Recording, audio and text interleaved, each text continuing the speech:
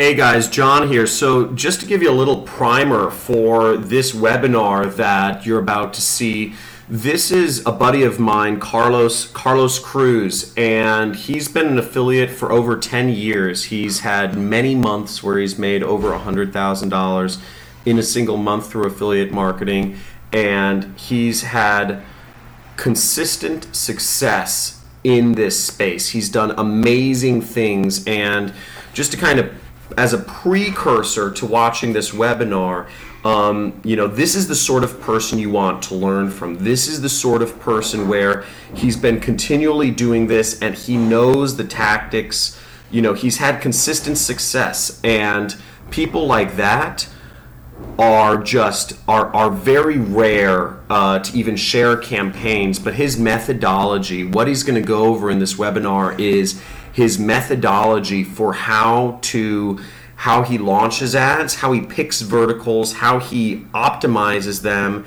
and his methodology to optimization and split testing, and just how he thinks. And during this webinar, I'm going to be asking him a lot of questions, and he's also going to be breaking down an entire campaign that he runs, white hat on Facebook, meaning everything he does is compliance. He's not doing anything against, he's working with Facebook platform. And in this webinar, you'll see how he uses video in Facebook ads to make a lot of money, how he doesn't even use advertorials. So what I tell most people to do is advertorials, but he's been able to make advertising work with traditional landing pages, which I think is great.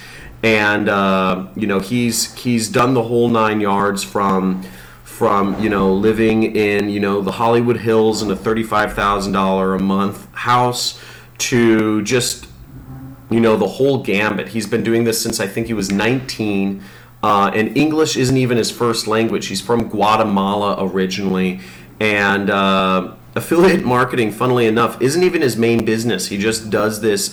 He doesn't want to talk about his main business, but he just does this now just to keep his skills sharp. And it's not hard for him. It's not difficult for him. And understanding his process, which I'm going to go over in this webinar, is going to be just fabulous for you to reach that same level of affiliate marketing. Now, I tried the best I can to get that information out of him, but you just watch and wait and see how he breaks down his campaign.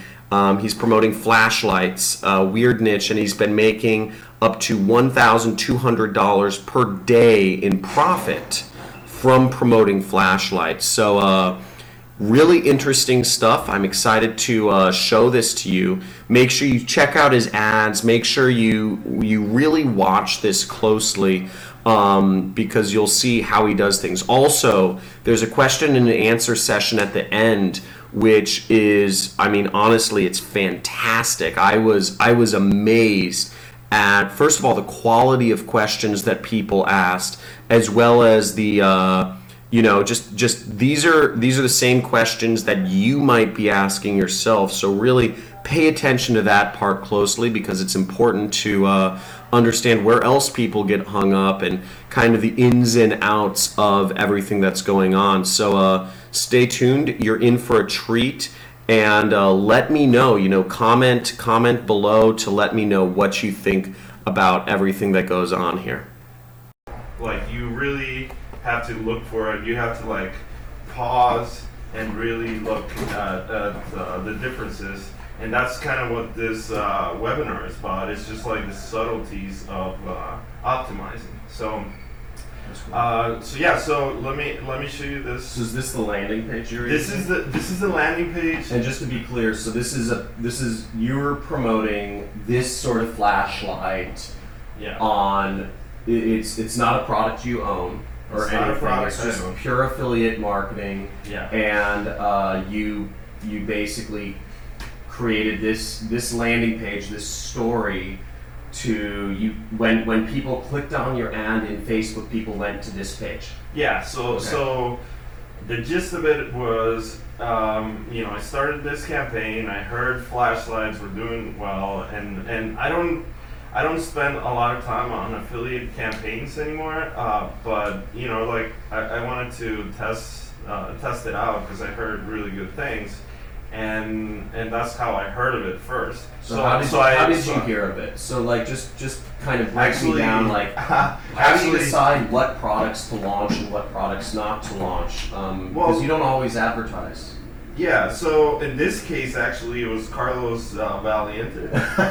He was the one that was like, "Oh, I know this guy. I heard. I don't even know if he knows, but he was like, I heard this guy is making $10,000 a day on the flashlight." Yep. And I was like, cool. And I actually had seen the ads before, and I was like, oh, that looks like a cool flashlight. I never even thought it was an affiliate. It was just like, thought it was like a single person, like a company doing their own marketing. So it tricked you. It didn't. Yeah, I mean, like I noticed it. I noticed it. But I obviously I don't know. I never really. So basically, you were tricked at one point by an ad promoting flashlight, and then you also heard from somebody who was a very successful affiliate that they said this is a great one to focus on. You said this has a lot. And. Did you also like the fact that it was kind of unknown, or like because you like Facebook advertising, so you look for white hat verticals? Yeah, right? I mean, what I liked about it was that it was a physical product. So it, whenever it's a physical product, most of the time it's going to be that like it's a white hat. Basically, that's why I liked it. It was a white hat product that I could advertise on Facebook without running into any issues. And like I heard somebody making money with it, and I just decided to give it a try. Cool. And so going into like how I got started, the first thing I did, and this is just from years of experience, is I stopped trying to come up with my own copy from scratch. Because you're going to spend, especially if you're just starting out, like you want to pick somebody's template. So I'd seen this template a lot. Not the template, actually. I'd seen the copy a lot. And this page. And are you talking about this? I'm talking about the copy, yeah. But the actual layout is completely different. Like nobody uses this layout. Yeah. This is one of the reasons why I was kind of like hesitant to share it. It's like, I mean, this looks very. Yeah, it's not a typical advertorial. Yeah, it's not an advertorial, and it's like a big headline, a sub headline, the image. It's not a typical advertorial. But you're saying this worked? Oh yeah, it actually would consistently. So Wow. I'll go into it, but like it would consistently beat any advertorial that I tested. So that's awesome. So yeah, this is the kind of pages that I started doing, and again, that's kind of why I was hesitant, because this is like the next thing that, in my humble opinion, this is like the next thing from advertorials, because I knew that people were running flashlight pretty aggressively. I kind of got into it late, and what I decided to do was mix it up and not do the exact same layout, but the copy was, the way I started was with the copy. So I just grabbed pieces of it and was like, okay, let's put the headline here, let's put a couple paragraphs here, a couple here, and just basically tossed it into this different layout. This looks like an easy, like you could get this layout from a WordPress template or anything. Yeah, they're super easy to. You got this from a template, right? Yeah. That's it's awesome. actually we've used it for other really successful campaigns, so that's where I just grabbed it and modified it. Cool. So walk us through show us what are the ads, or by the way, guys, is this cool so far? Let me know in the comments if this is helpful so far, and if this is interesting. Just write, this is awesome, or I like this format. Just write in the comments, what your thought are, if this works out, because we're just kind of going through the campaign. It's not ridiculously structured, but we're walking through things. Okay, cool. So This is actually the very first version I tested. Oh. And I'll show you like the optimizations, a few of them. I mean, I did a lot of optimizing, and the reason why I kept trying was because I was kind of breaking even at the beginning, so I saw like light at the How end much of the were you tunnel. spending a day when you were breaking even? So I'm actually a big fan of, I get kind of like flabbergasted when people are spending on non-profitable campaigns more than, let's say, like $200. To me, it's kind of crazy. $200 a day? Yeah, like even if you're experienced, right? Yeah, like I just whenever a campaign is working, you don't need to, like you'll spend $100 and you'll make $300 or $400, but if you spend $100 and you're not getting anything, or you're making 50, there's no need to ramp up, like it's not, and some people will say it's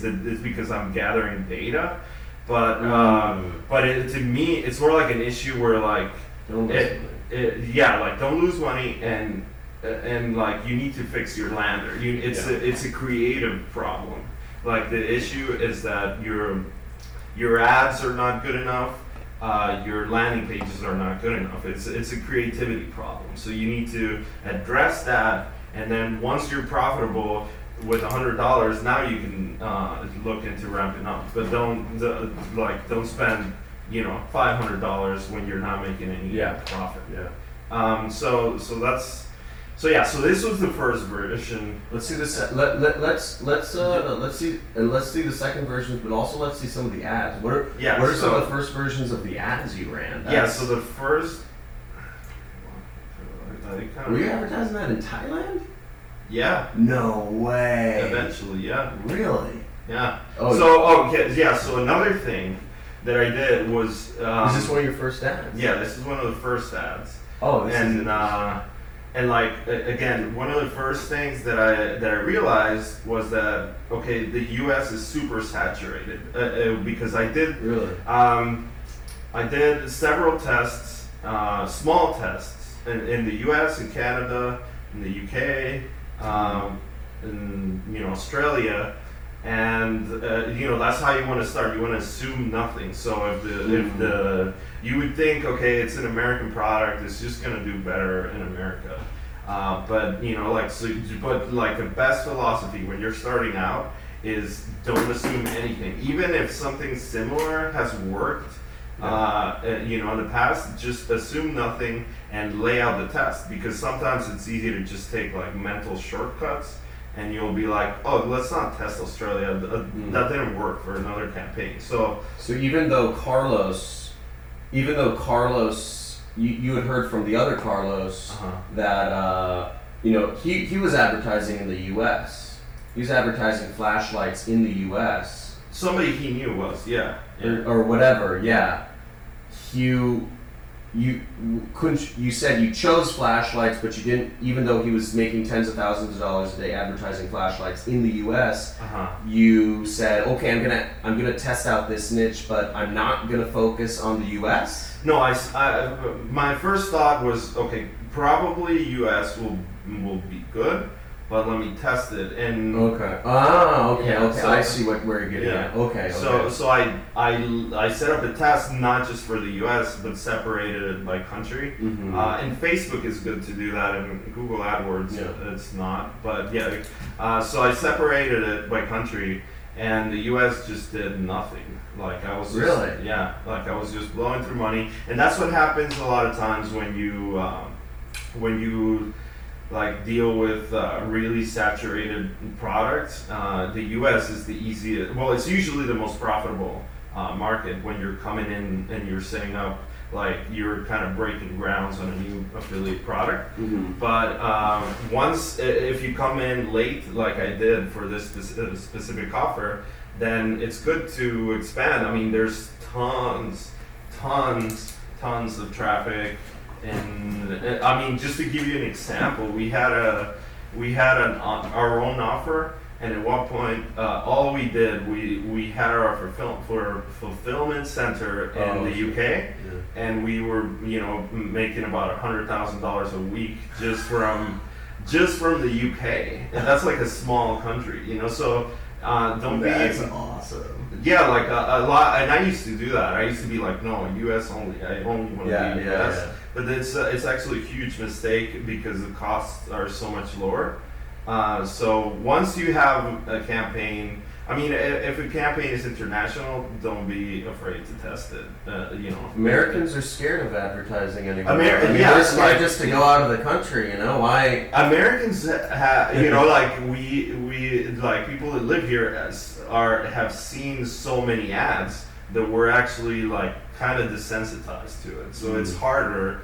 It can be harder, and again, like it could be insanely profitable. But if you know, like you want to assume nothing and lay the test. Let the data speak to you. So to clarify, you advertised. So you chose the product. You heard it was working, and then you advertised it in a couple different countries. And so you found out U.S. wasn't the good place to make this work. Now, by the way, I love this ad. Great Shopping Club. Yeah, that's the looks website. great. That's your page. Great Yeah. Shopping. That's Yeah. fantastic. So this was actually And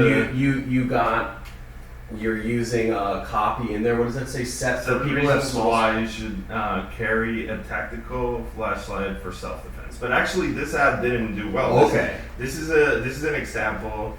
Like if you look at the and Why didn't this ad do well? so my This is a mobile ad, or was that a desktop? it's desktop newsfeed and mobile newsfeed. Okay, and why didn't this ad do one? That's a horrible click-through rate. Yeah, so this is my point. Like for anybody that's interested in advertising in Facebook, Don't copy that ad.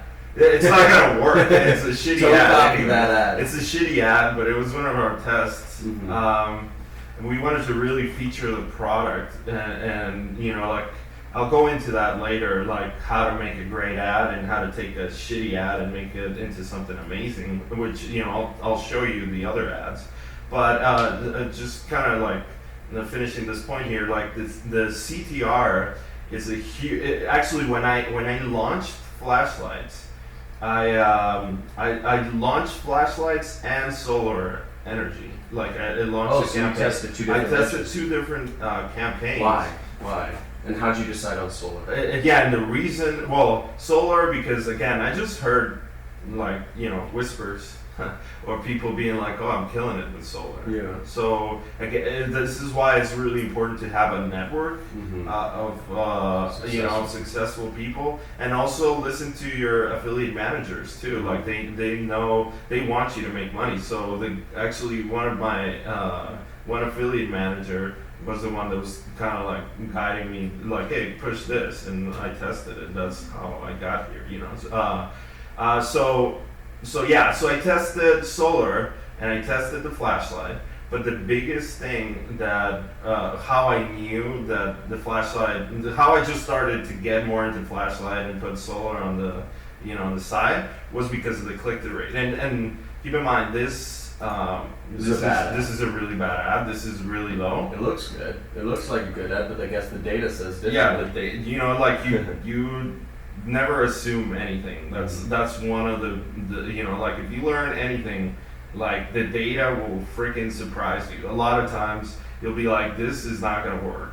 And I was talking to my friend who has a company that like they bill like $200,000 a day, and he was telling me how so like how guys, by the way, these just kind of a side note, these are the sorts of people that Carlos is very successful, but these are the sorts of people that Carlos is hanging out with is people who run businesses that are doing $200,000 per day.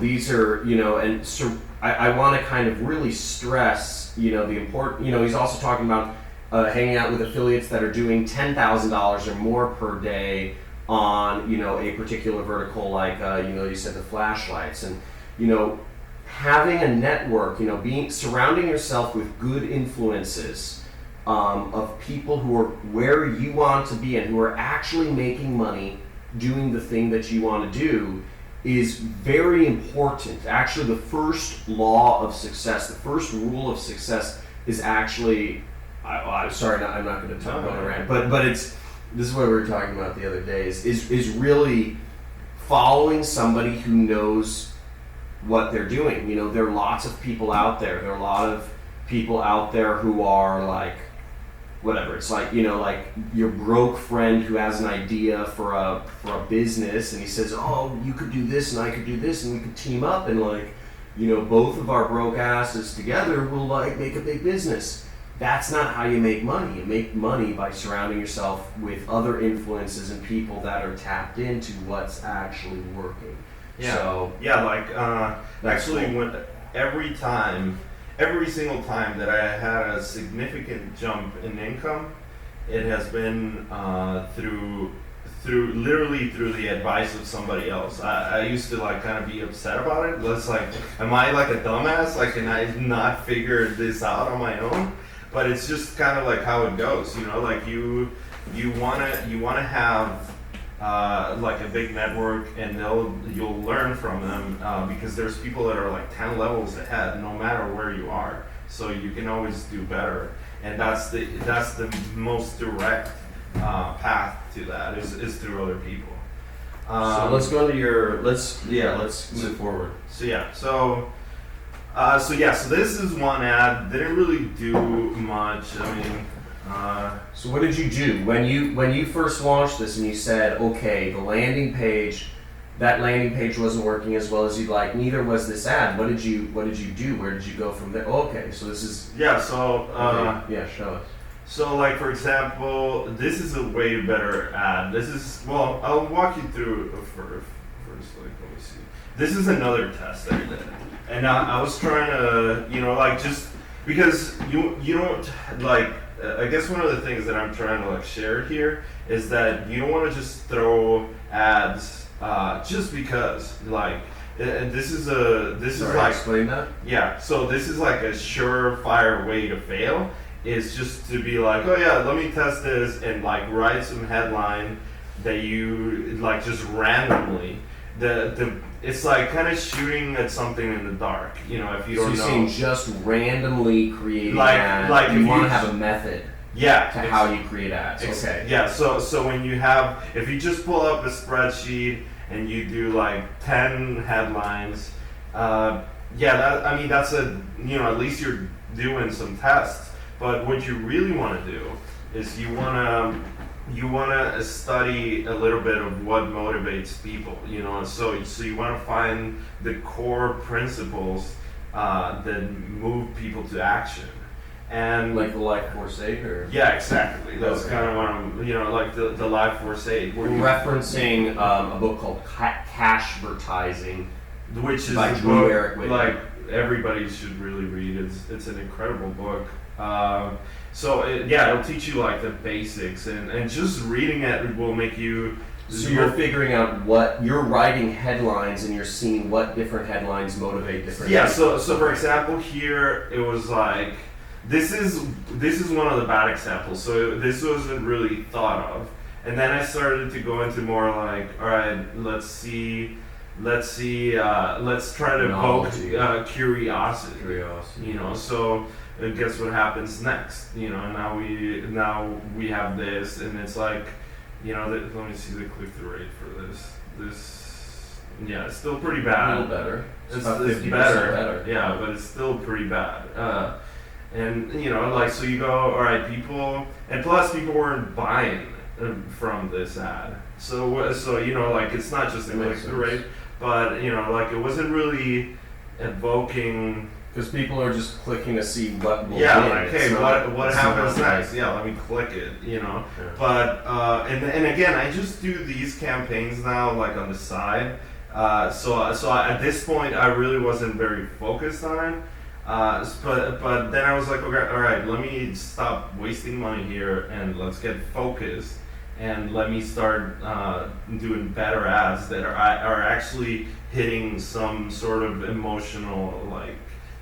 Trigger, you know, and so show us the stuff. So let's get to the stuff that is working. So this is super simple. This is a really warning. You can do that symbol in Facebook. Yeah. How'd you get that warning symbol in Facebook? So you go to emojipedia.org and Can you you show us that? yeah, and just go to Open up emojipedia.org and you'll just search whatever, like stop. No way. Yeah. And this will show up in Facebook. It will. It will. And Really? Yeah, and it's really good for ads. What? Yeah. Dude, that's not. I bet that kills Yeah. it on click. I bet that got a much better click-through rate. Yeah, so this is when, I was like, all right, let me spend some more time here. Like, Oh this is shit! the That's 4 10%. times. Yeah, 10%, almost 11% click-through rate. And That's 4 times that the best ad before that. yeah, That's yeah. 10% is a great. And freaking with ad. a lot more volume too. What sort of audience size were you on? This was the UK, so it's like the entire UK. What? Yeah. Like men, women? Was No, there men. age? Men. I mean, it's men. Like up 40 let's plus or see, something? Let's see. 45. This is Men after we 45 test- plus. 45 to 54 and 55 to 64. Wow. But if you notice, like the results, the The cost older. per result was like, this was kind of like the sweet spot. The older guys were killing it. Yeah, so we tested all of this, obviously. This awesome. is just one ad here, but but yeah, once we figure out, all right, this is the sweet spot, that's all we were hitting, because you can make so much, but there's so many people in this age range, so Yeah, hell yeah. so your profit's gonna be a lot better once you figure that out. And what was the difference of this ad? So this is what I wanted to get into, and it's I think that in this case it was testing video. Like this is what I wanted to have this here, because this was the first version of the landing page, and I'll go into more detail on the copy here, but just general strokes. Every American was- should have this flashlight bright enough to blind. Yeah, you this there. was okay, and I copied it, and it was okay, and this is another test, and it was okay. Wait, can I read that headline? Yeah, but I just didn't. I want to go into the copy Okay. more in depth, Okay. because there's a lot of really subtle psychological principles there. But the difference, the main jump that we basically saw was when we started to do this. Like, we started The to. world's brightest flashlight gets leaked to the public. So this headline, this is the lander. This is literally the lander that was making, Controversial military flashlight is now available. And I was actually really stubborn because I refused to use this. I was like, this stupid military flashlight, I didn't want to use it. Yeah. And I kept testing all sorts of headlines and nothing worked. And then I was like, fine, let me just test it. The stuff that, I'd seen a million times. Why didn't you want to use the thing you saw worth using a million Again, times? it's just like I don't know. I mean, it was like, I thought it was burned out, and I was like, let me be creative here. And sometimes that's really good. Sometimes that really pays off, and it's definitely paid off big time in the past for me. And that's probably why I left it last. But I was like, let me just throw in what other people are using. So is the kind of the takeaway here, is it test, like assume nothing, test, and have a methodology to how you're testing. Exactly. Okay, Yeah. I just want to make that clear. So can you show us this video? I want Yeah. to see. So we started and editing. did it the video. autoplay? Let me see. Yeah. I tested autoplay. Yeah, I think we ended up leaving it with autoplay with no sound. Okay. That was the best test. And keep in mind, we're doing so many tests. It's like to that level of detail. Where you're like sound, no sound. Oh, it's version giving one. pain points too. Find intruders. Yeah, so that's another, once we got really focused, me and my sister were doing this. Your sister was selling it? Yeah, my sister's a really good copywriter. Oh, that's cool. Can you play the video? Yeah, so once we started to get focused, we started just feel secure. We started hitting people's fears, secure the inside of your home. And yeah, I mean, I guess this is a good time to go into it. But we started. The main thing we started doing, well, two things. We added a video, and then we started to really understand our customers, like where his mindset, where he's at, what are his fears, and what are their motivations. Once we started to understand that, we started playing around with those fears, and we saw a big jump in the ROI, and that's huge. Though you're really hitting. Like I talk all the time about pain points because people aren't motivated by pleasure. I could tell somebody I'll make them $1 million and they won't give a shit. But if I tell somebody to not waste the rest of their life living a mediocre and unsatisfactory life in a cubicle, they'll fucking jump. Yeah. You know? And that, what you're doing right there, like feel secure outdoors, that's scary. Find intruders. Intruders are fucking scary.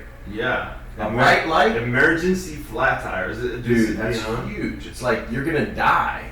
Your chances of death go up basically if you don't have this flashlight, is what you're saying. Yeah. So that's huge.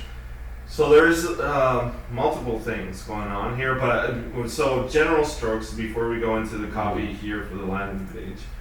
General strokes. We did that. We applied that video. We tested all sorts of video, but the best ones were the ones that were literally hitting that specific pain point of like security, your family, like being being a protector, and basically, like just home security and yeah, protecting your family. And then the other thing for the ad. This is the other video, and what we started doing was we just made. Because this is in Facebook. This is Facebook video. This is Facebook video. So look at the difference between this, where you're like, we realized that a flashlight is not sexy, right? It's not. It's like, it's just it's this device, but nobody really cares. Yeah. So what we started doing was like, okay, what can this flashlight do? We started, when your product isn't sexy, then you start showing what it can do, like then. If you can sell flashlights, man, you can sell anything. Dude. Yeah. So we started showing, okay, this is the world's brightest flashlight. And we started showing like really cool footage. Let the video play, I want to see this.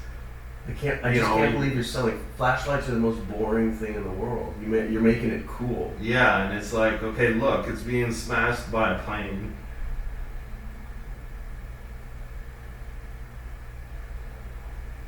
And it's still blinking. It's still working. It's still working. That's insane. You got ran over by a plane. Yeah. So yeah, we just started showing how powerful the flashlight is,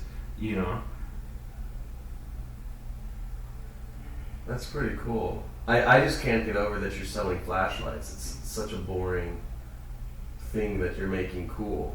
Yeah, and the flashlight offer has this where it's like get 75% off, and it's I don't know, for some people maybe not, but for me it was really easy to be like, yeah, that's bullshit.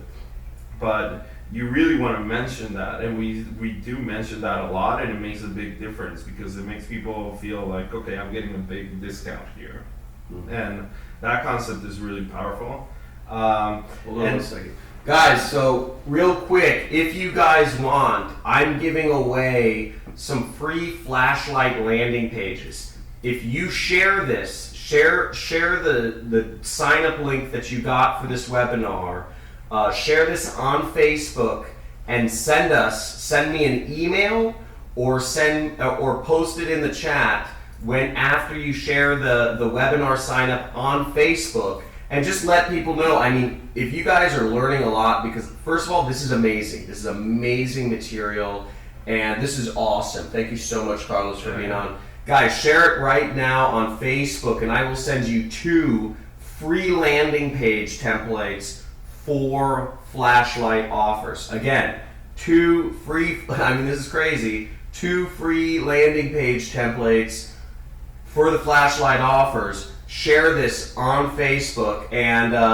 if you make, just, write some cool copy or do something real quick, and, share it with your friends, share it with other people, because, we're trying to help you guys out, and, that would really help us out and show us that you guys really enjoy what we're giving you guys. So again, 2 free landing page templates. You send us the share link, you send us a screenshot of you sharing this on Facebook, or just send us the post link. But so I'll let you get back to things. Yeah. Sorry, this is amazing, by the way. This is awesome, and I love the video. So I see that a lot of people have this question, and to answer the question, did you make that video yourself? Yeah, I mean, basically, I found pieces of it. I found pieces together. And if you have a Mac, you just kind of like piece it together in iMovie and put like, but there's no, you kind of have to put.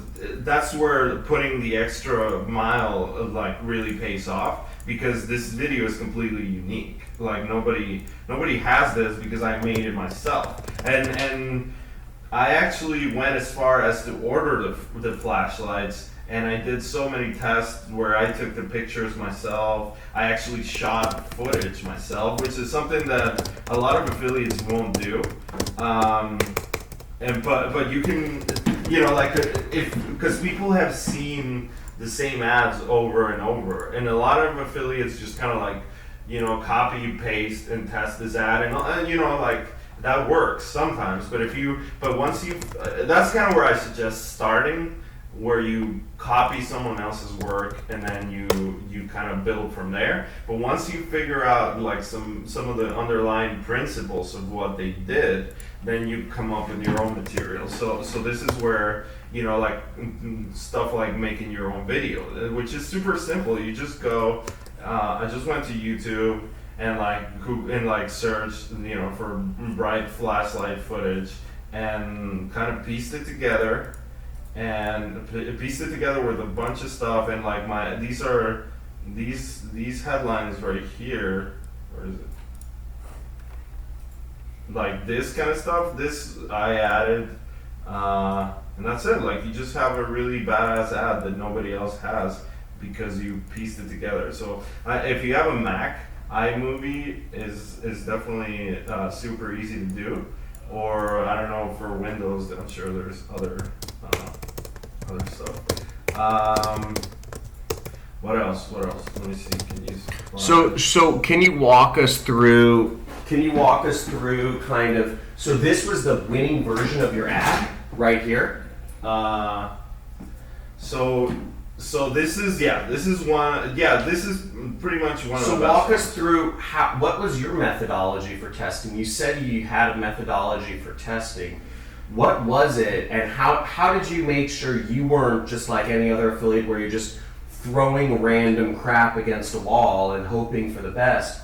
How is this different? Kind of, can you explain how you so like that first one where you said, will the jet, where was it? It was right here or something. Will it run over? Like how did you take that and figure out, to try this other stuff, like the video stuff? Like what led you to this? Can you walk through that process? Because it was actually, you're really smart, but getting that, what was going through your mind? This is where I would consistently be like kind of conflicted about this, because it's like, it's never really my idea. The video thing was not my idea. I just heard my friend, he started destroying it with the videos. I didn't know what video, but I was like, all right, videos. Let's test some videos, and that's why having a network of video ads. But everybody, but I see everybody running image ads. Why do I want to run video ads? Right? Yeah, it's like, okay, it's so hard. Exactly. Yeah. So there's the extra step of having to do your own stuff. Like most people just want, give me the land, or give me everything. And that's fine to start, but to really go that extra step, is really like all about creating your own images and your own ads. I'm a big believer in that. If you can, that's why I personally ordered the product. And was you did? I did. I have a bunch of flashlights because Really? I kept buying them from different offers.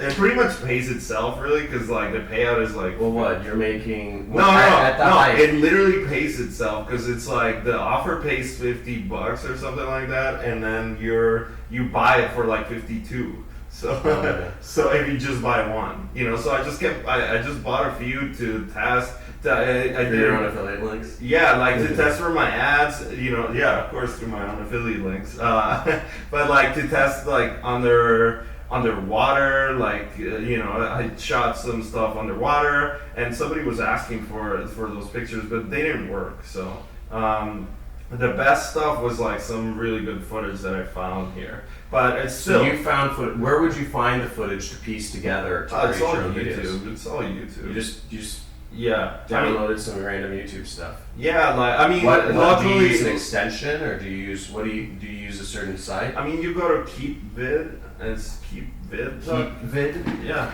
Here, I'll post it up in the chat. Okay. And can you walk us through your testing methodology though? That's the most important thing for me.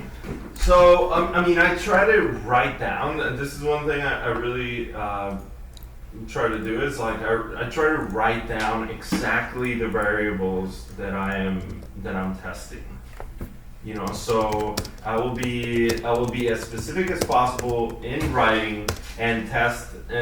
Start my test in the morning, where I'll be like, all right, these are the variables I'm testing. This is one ad, and this is the landing page, and I changed the second paragraph using this principle, and my budget is $50, and just be as detailed as possible, because when you're optimizing, sometimes you have to go back. You'll do tests, and you'll kind of like make it worse. So it's easy to get lost into what was actually working. So I try to write everything down, and that's and again, my methodology is pretty simple. It's just spend like $50 to $100 on an ad, testing it. If it doesn't work, just fine, move on. But don't make. And I used to do this where. This is why writing it is it's so good, is because it's like avoid the trap of thinking like you made some changes. Like if you just go to your lander, if yesterday you spent $50 and you made $0, and you go to your lander and you just change the color, or you just change one image, and you expect.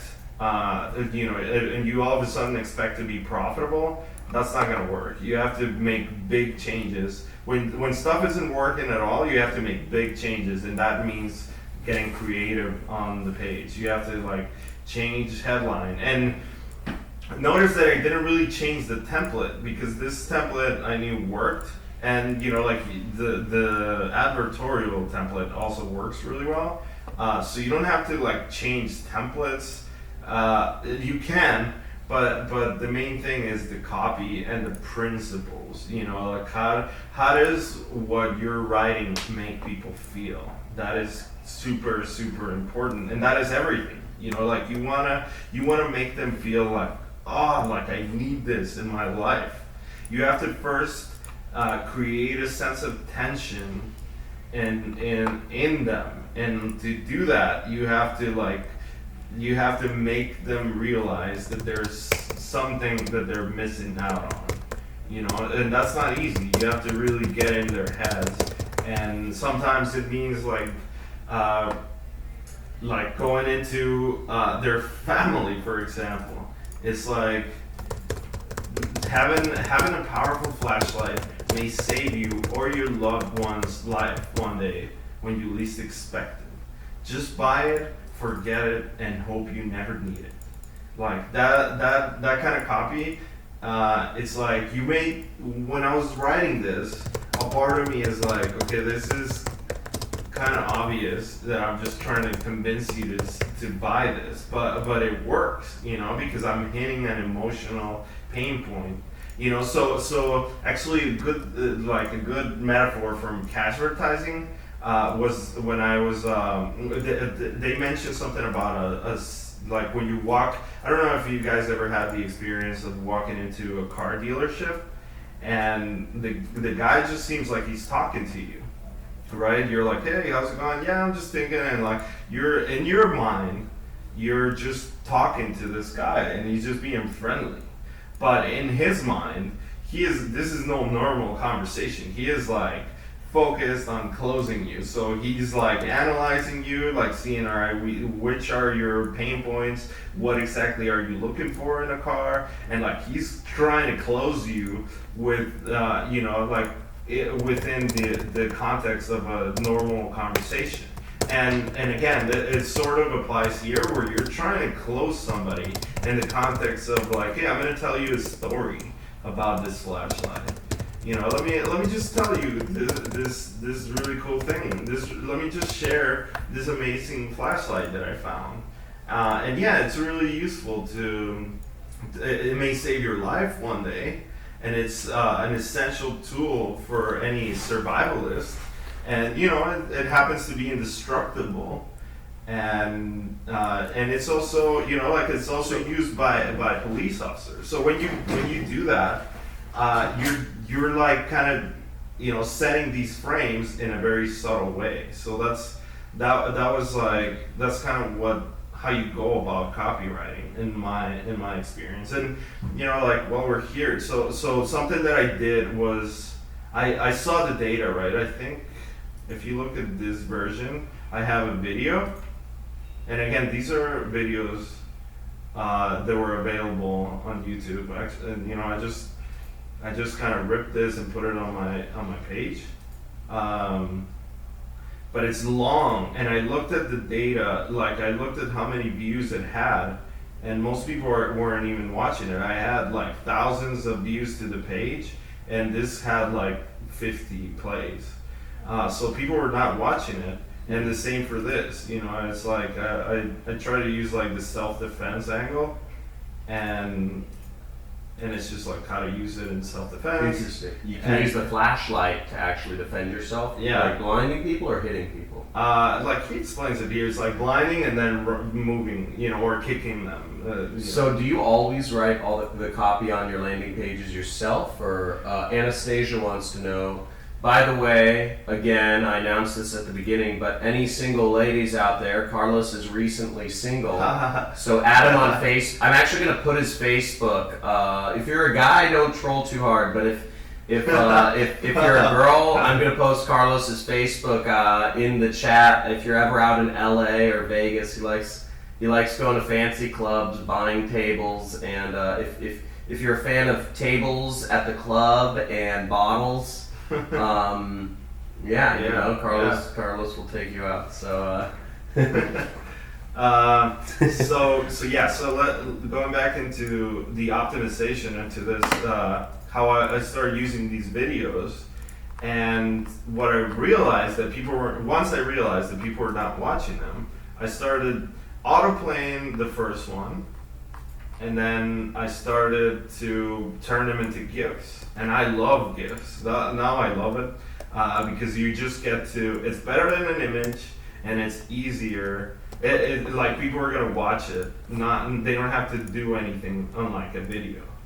So I started just grabbing the highlight of this video and I turn it into a GIF where, like here it is. And then I put like the ultra bright like footage and I turn it into a GIF. And now you don't have to do anything. You just scroll here and you see, boom, benefit, illustrated benefit, boom, illustrated benefit. And now this is the kind of stuff that once you put it all together, it starts to really make a significant difference. Let's hit Carlos' Facebook. So let's see. What Let me answer some questions. So here, let me give you some questions. So what? So where? Were you cloaking? Somebody wants to know, were you cloaking? No. I don't really. In my opinion, it's like too short term. Where you're cloaking, it's like you're bound to get banned. So you're gonna have to start all over again. So I try to stick to white hat stuff. And like I've had the benefit of this is what I'm trying to share here, but I've had the benefit of seeing a lot of sales come in from a physical product, an expensive physical product, where people are buying something for $70, $300, like direct marketing. They first saw you and they're willing to shell out a couple $100. So it's not about. So for me, it's like worth it to have something white hat, because I know people will buy it. You just have to. You just have to work harder. But the advantages are better, because you'll end up having a campaign that you don't have to worry about on dealing with the networks, and you don't have to be deceptive about it. So another person asks, were you just using demographics, or were you using interests or category targeting as well? And why? So for this, no, I started using.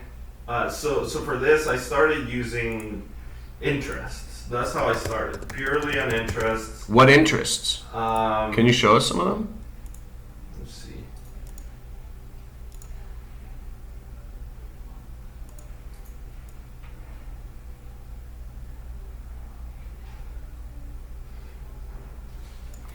Yeah, actually a pretty obvious one. I just remembered. I tested emergency kits. I tested like home safety and whatnot. Oh shit. What ended up working for you the best though? And the one freaking interest that I built this whole thing from one interest, and it was just flashlights. Are you serious? Yeah, like just literally. And was that what worked when you were making $1,200 profit a day? Well, what happens is on Facebook, once you have 100 sales, or you can do it depending on where you place the pixel.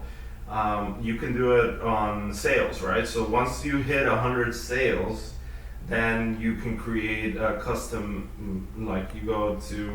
you create a custom audience. I mean, I'm not going to go into that, but you can look it up. It's custom audiences. So the way it works is Facebook records your entire, all the leads. They will record who bought it, right? So it gets stored. So this is how you end up with all the data, right? But what happens is that once you hit 100 conversions, you can now create a lookalike audience. So Facebook will analyze your 100 customers and will find all the similarities, and create an audience, and that's where you start getting profitable, because now it's like, all right, I don't need to guess, and I there's a lot of stuff I may not know about my potential customers, but Facebook will analyze all of that for you, and that's a big thing in all the networks now. Google is adding that, and all the networks are adding this, where you can create custom audiences.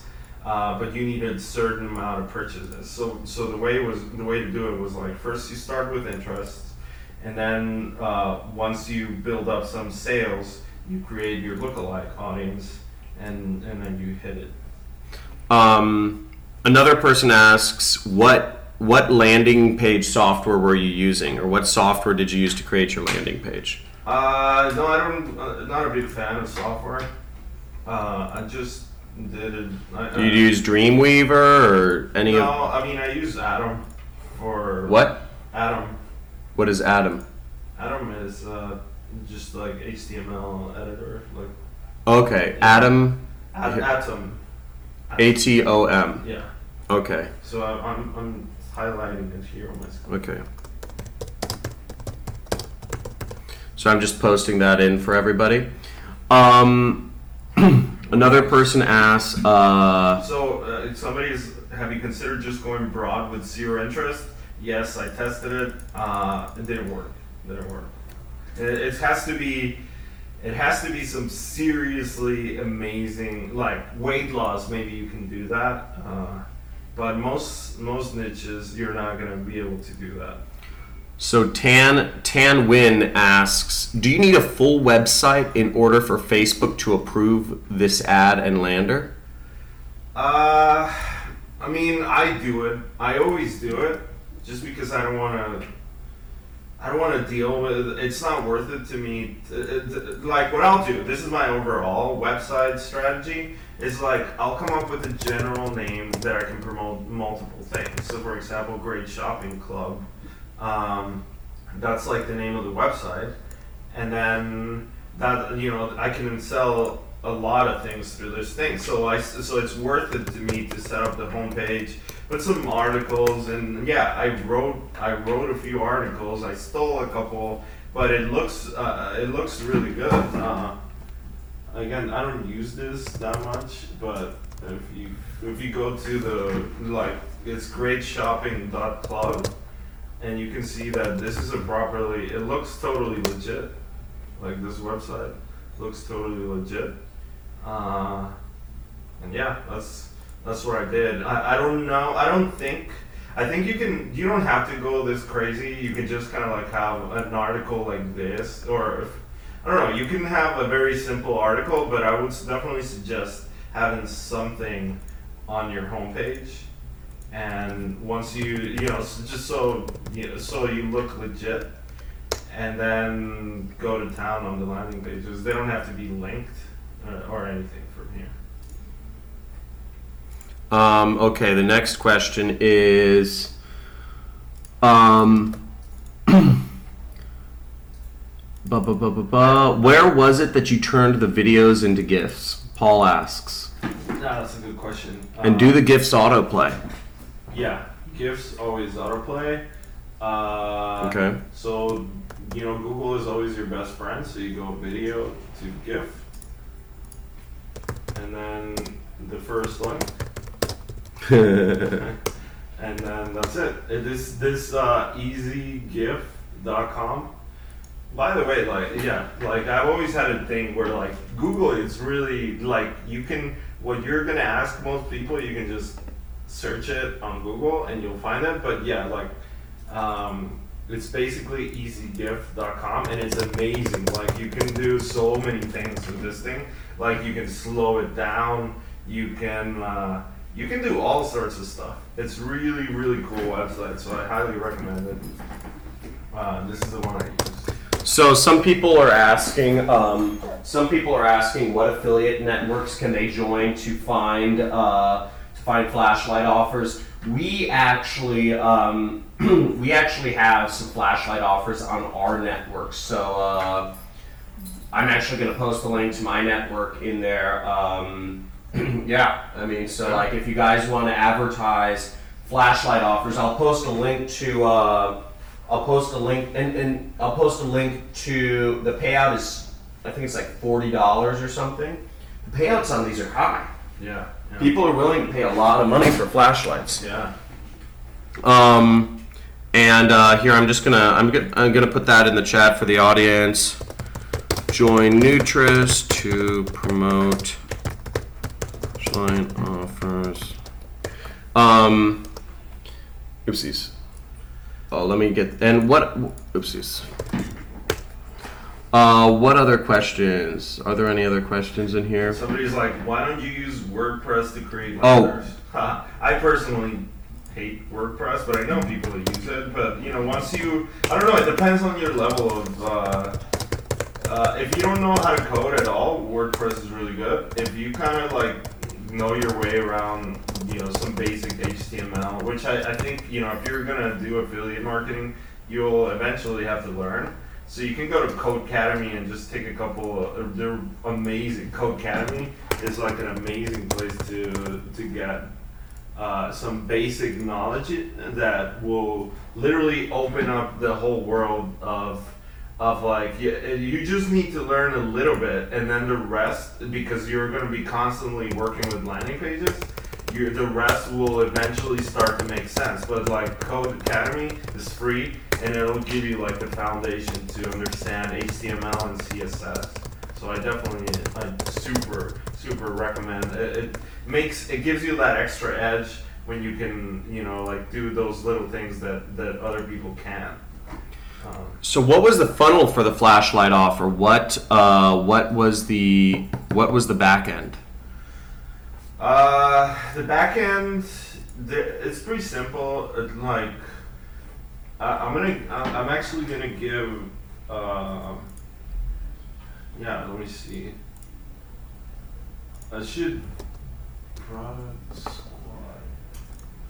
give Jason Active a shout out here. Dude, Product Squad? Yeah. Dude, he wants advertisers. Okay, do whatever you want, man. Oh shit. Well, it's a good threat. That's why I think it's. So, shit. Yeah. Well, but throw some of that stuff in there. Send you, oh shit! What happened? So there's what he did there. Why can't I? Fuck. Okay, this thing won't let me. You won't let me. All right, never mind. So it basically, I mean, really, it's not your job to worry about the funnel. Just make sure you test a couple of different flashlight offers, but they go straight to a video. So let me see what happens. So go on. Here, I'll walk you through it. I should do it. So yeah, so there we go. Sends you to a video. Super simple. They kind of need, like, this whole thing doesn't make sense without a lander. So you just go here, they play their video, and you click here, and that's it. That's the order form. Super simple. So you have to do the work of selling it. They just, they complete your order pretty much. Can you direct link these offers? Yeah, but it's not going to work. You're not, like I said, it's an incomplete. It's not. This is not a. This is very basic sales page here. So I tested it. Again, you wanna test everything. Assume you know nothing. So I did test it, but it did not do well. Other questions are, do you recommend Bootstrap as you're using it too, since it makes things easier? I love Bootstrap. Yeah, I love Bootstrap. And what is Bootstrap for people who aren't aware? Is basically for people that know, like HTML and CSS. Like it basically is like a language of design. And it sounds kind of really complicated, but I literally gave my sister Codecademy, and I was like, look, take these courses. And then there's one for Bootstrap, and she got it. She designed a page, and she'd never designed anything, and she never knew HTML at all. And I gave her a couple of courses. From Crestani, and she figured it out. Just for those people that think, oh, it's too hard. But yeah, Bootstrap is basically a language, a set of rules that you can apply to design a page, and it's based on columns. So I won't go into it, but yeah, I use Bootstrap. I love Bootstrap, and it makes your life a lot easier. It makes everything, like all my design is responsive, and Bootstrap is, like you definitely want to make sure that your landing pages look good on mobile. That sometimes I make changes, and without realizing it didn't look well on mobile, and that was killing my conversions because I get a lot of sales, and you will too. You will get a lot of sales from mobile. So I would like to. So I just want to summarize everything you went over, if that's all right. If that. By the way, guys, how awesome was this? How awesome was this seeing a real live campaign walking through how the actual ads that people are using, and he's, unlike lots of these other, like quote unquote gurus. I don't know. Do any of you guys follow other internet marketing teachers? Where their entire business is just selling other people, basically, and they don't actually have a business of their own. How do you guys like seeing actual affiliate campaigns, the ads, the landing pages, the optimization, the data, front to back? I mean, just click the hand button, or just type in awesome, or click and I love it if this is helpful. And make sure, if you guys are enjoying this, subscribe to my YouTube channel, subscribe to my Facebook page. We're going to be doing a lot more stuff. My YouTube channel is going to be blowing up. We're doing a lot of I'm doing a lot of live streaming. So I'm really trying to help you guys, because honestly, I own an affiliate network, and we're growing really fast because people like you are taking action and making money. We're paying out $25,000 to $50,000 per day right now. We're trying to let's make marketing great again. I used a Trump line, sorry. Basically, we love it. So I hope you guys enjoy this. So to summarize it, basically, surround yourself, the way you found this offer, the way you decided to start testing flashlight niche in general, was you surrounded yourself with the right people. You surrounded yourself with not people who talk a lot, but you surrounded yourself with people who are actually making money right now in affiliate marketing. Yeah. And you and just a little point there, sometimes somebody watching this may not have access to the network that I've built up over years. But what I did I always had an eye for this, was like finding people, if you can't find somebody that's crushing it at the beginning, you may find somebody that's actually doing a lot of tests. Even if they're not successful, that person that's making doing all the tests, and it's like single-minded about succeeding. Even if they're not there yet, that's the person that you should associate yourself with too, because they're gonna get there, and you can get there too. So that's what I did with a lot of the people that now are super successful and teach me stuff, and we kind of teach each other. It's like at one point we weren't successful, but we had that drive, and that's what that's why we were friends. So now it's like we all keep growing together. And if you don't have a network, you just find people that are, there's tons of forums that you can join where you can find people that are just putting in the work, because that's it. If you find somebody that's committed, they'll get there. And reach out. It's like that book says, you want to have 33% of the people that you associate yourself with are mentors. 33% are your peers that are, they're at the same level you are, and then you want to have 33% that you're helping out. Employees. Yeah, or students. Or students, yeah, okay. or, somebody that, that's, just starting out at a lower level, that you help him out. That'll make you better, Cool. And it's a flow of energy, and this is why I do this, it's just to keep the flow moving. People may add me, or they may see me, and then we'll be friends, and then... And you're single, you have more free time now. Yeah. We were out drinking last night. His girlfriend of 2 years recently moved out. So I'm trying to help him get back in the game. Yeah. Even though I have a wife, so but, I don't know.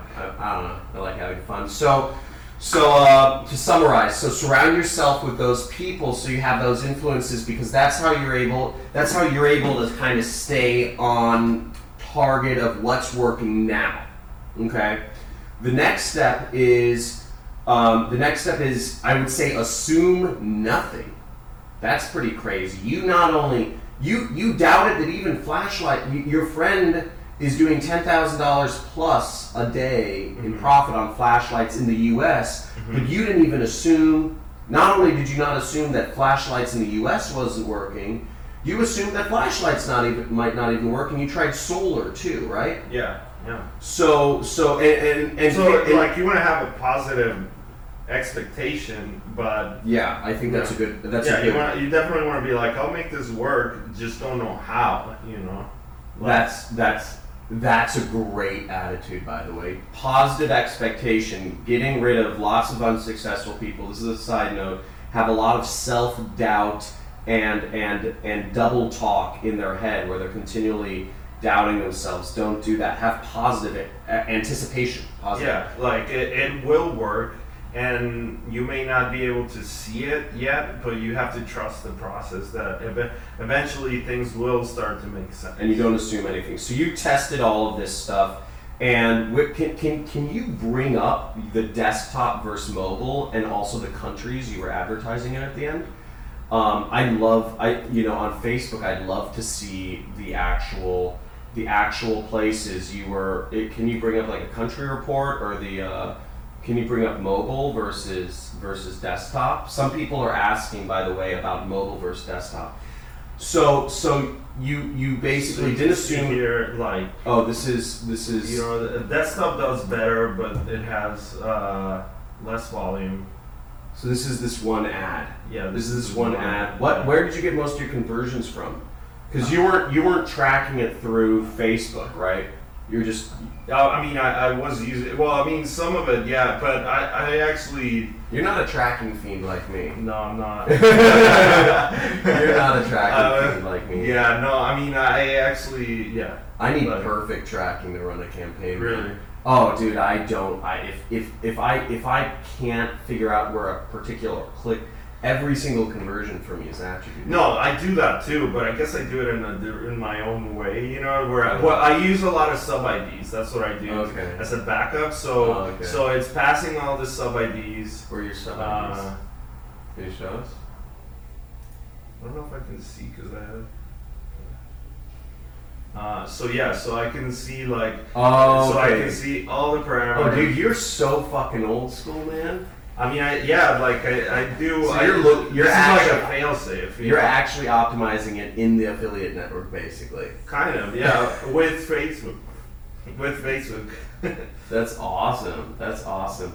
So so you have positive anticipation, but you still don't assume anything, and you test everything. I test the shit out of everything, and I hate losing money. I literally will, feel like throwing up if I'm losing money. So I'll be like, this is completely unacceptable. I'm not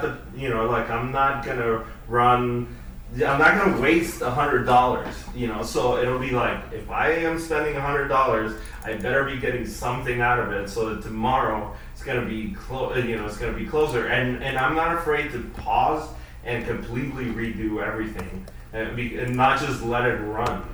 Because a lot of times you're like, yeah, I'm running a campaign, but you're not really testing anything new.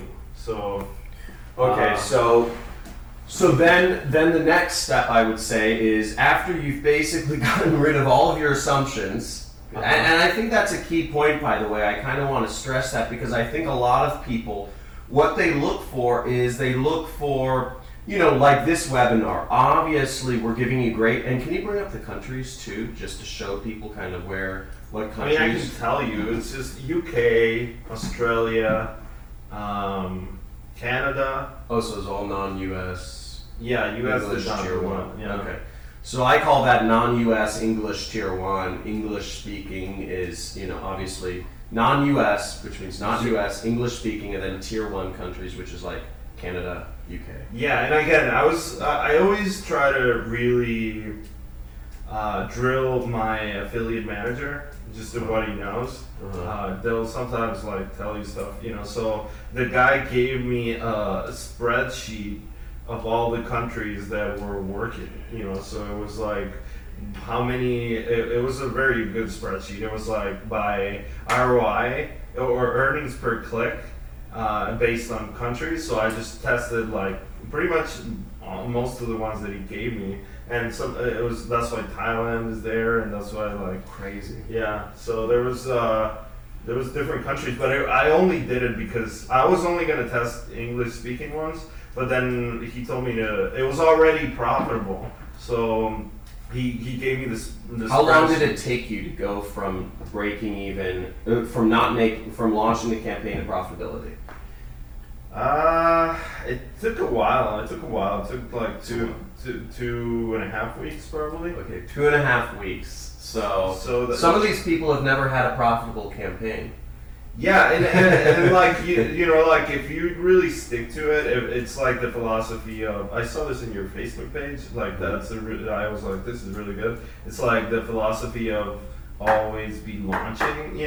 Be consistently be launching, and you'll get there. You really will get there. It's just you just have to be really patient. So I mean, sometimes you'll launch a campaign, and if you spend like $500, not in the same day, but if you do like 10 days where you spend $50 and nothing, and you change all sorts of stuff, and you have no particular attachment, and you didn't get any sale, you may. That's why you want to test different products, So you launch 3 general tests for really obvious targeting. Like for example, for this, I was like, let me target flashlights. If I was doing solar, I would target solar panels and like see which one performs better at that very, very basic level. And then once you... How much were you losing every day while you were testing for those 2.5 weeks? How much did you lose total before you got it profitable? Probably, I would say... Well, actually, I wasn't losing a lot of money. I was mostly breaking even the whole time. So how much would you say? So, I mean, during the time before I got it profitable, I probably lost like around $800. I spent more, but, probably the days where I didn't, like broke even and just straight up lost money, it would probably add up to like about $800. Okay, then you started making all that money back pretty fast. Oh yeah, that's the thing about campaigns. Like me and my friend, we were running campaigns. This is a really, really cool story. Like we were in a freaking room, just locked in, like testing, and he was. This is a mentor of mine. So he was like, "Hey man, we'll figure it out." And I was like, just always had this blind faith that it would work. And it took us freaking 5 months. It took us 5 months of just testing and testing and testing and testing all sorts of stuff. And at the end of the day, we tested for like 4.5 months didn't work. And then we tested something new, and after 5 months, we started making like 80 grand, a month. So it was kind of like a really big breakthrough point for me. But it was also that patience, persistence, and just kind of being like having a positive expectation and trusting the process. It's like having the attitude that I don't know yet how, but I will figure this out. I just have to keep at it. This works for somebody else. This has worked for other people, so it will work for me. I need to, and like study copywriting. This is huge. This is, in this particular case, when we were kind of loopy and not really getting into the customers' heads. The point was when we started to really get into like their mindset. That's when things took off. So study like advertising, read advertising. It's a really, really good book and a great starting point. Okay, so I just kind of want to continue to summarize. So again, it was surround yourself with the right people. It was don't assume anything, but have positive expectation of your advertising working out. Once you've decided on that niche, optimize. Once you start launch. Oh, have a methodology for testing. I guess was the really big takeaway for me on this is always having, when you were testing ads, you had a way that you created new ads around it. Somehow you came to the idea of, hey, people don't want to just see a flashlight. A flashlight is boring, but how it is used can be exciting, like that video there. Yeah. Can you show us some of the solar ads you tested at first? And you said that was a flop. Yeah. So. Yeah. Oh no worries. So then optimize.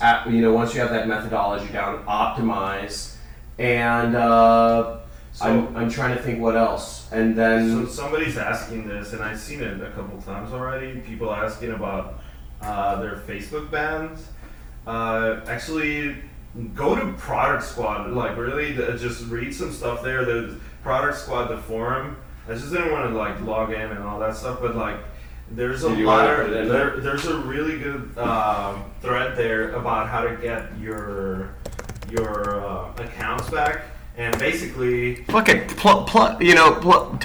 about Jason Akatif, and he's an awesome guy too. So. Yeah, Jason Akatif is the bomb. He's like that old wise uncle that you go to for help every now and then, and he's always there to help you.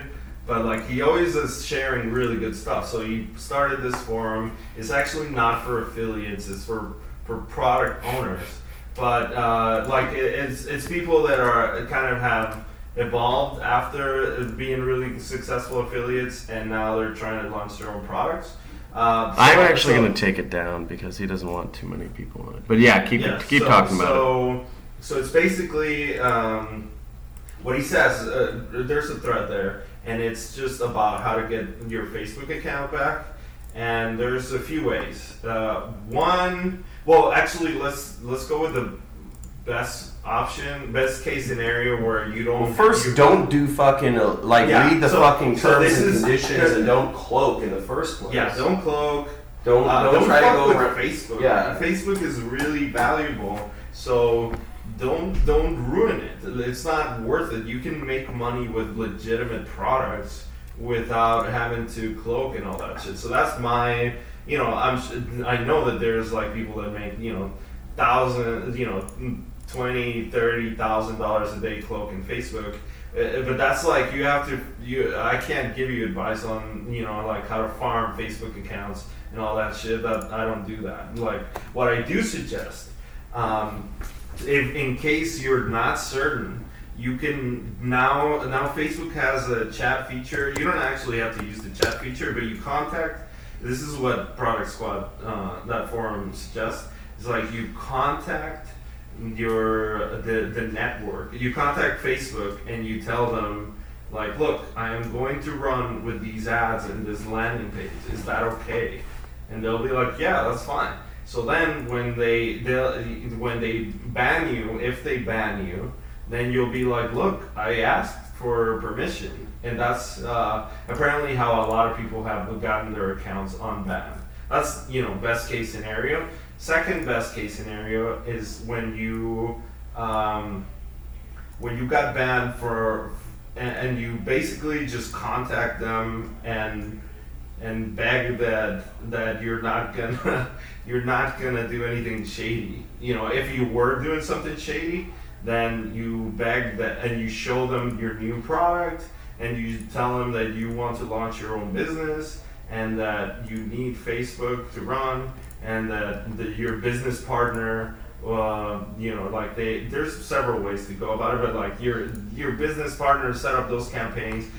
Give them any excuse you fucking can think of, but beg for it and be super nice. And there are apparently a lot of times where people have gotten their accounts back that way. Another one is to set up your admin account. So you act as a corporation, as you have as an agency. So you have multiple accounts, and you're like, look, this is an account. Like you put some legit stuff, and then maybe you throw in some, and you separate all your stuff by accounts. So you're like, hey, I'm an agency, and this is a service I provide for other customers. And in case one of them gets banned, you have the other one. So in case people didn't know, you can get two ad accounts per Facebook account. You can create, all you do is like you set up the ads manager, and then like you set it up as a business, and they'll give you two accounts, and even more if you tell them that you're an agency. Cool. I hope that helps. The other one is if you really want to get your account back.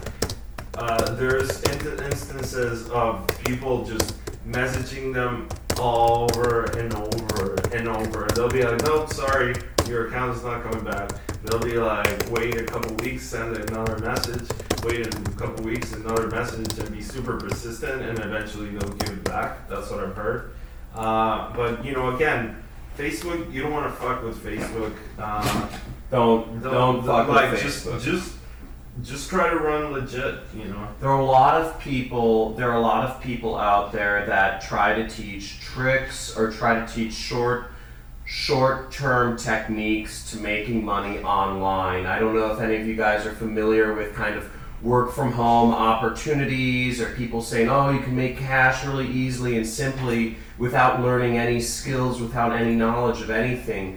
But most of the times, if it doesn't involve you really learning any skills, if it's too much of a push button thing, it's not real. It's not, if it didn't involve any skills, I would simply hire a bunch of employees to just do it. And I would just hire hundreds upon hundreds of employees and just have them do the thing that made a lot of money. So if people are telling you it doesn't take any skills or creativity, then it's not a real thing. It's ultimately, don't, and lots of people, that's why they get their Facebook accounts banned, because they try to do like weird tricks, or they're overly salesy, or they try to get people to click on their ads without adding any value. I agree with that. Yeah, and I actually got an account. This is good. These are great ads, and these are interesting, and these are helpful, and I like that you use kind of shout out like what Ronnie does, the club,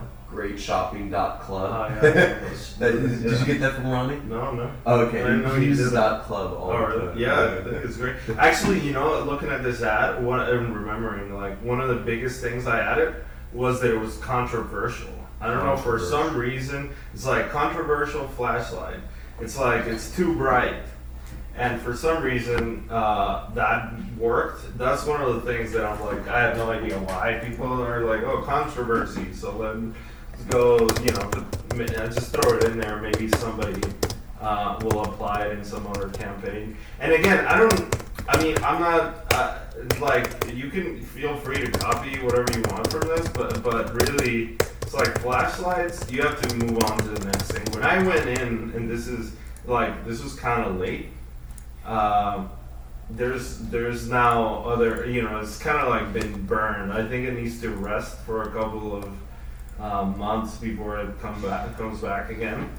But you're welcome to, obviously whatever I'm showing here. So this guy's saying he got his account back after 2 months of sending messages. Yeah, that's how it works. I got an account banned too for the stupidest reason. Like, it said some security thing. It wasn't even like, oh, you were doing anything wrong. It was like a security issue.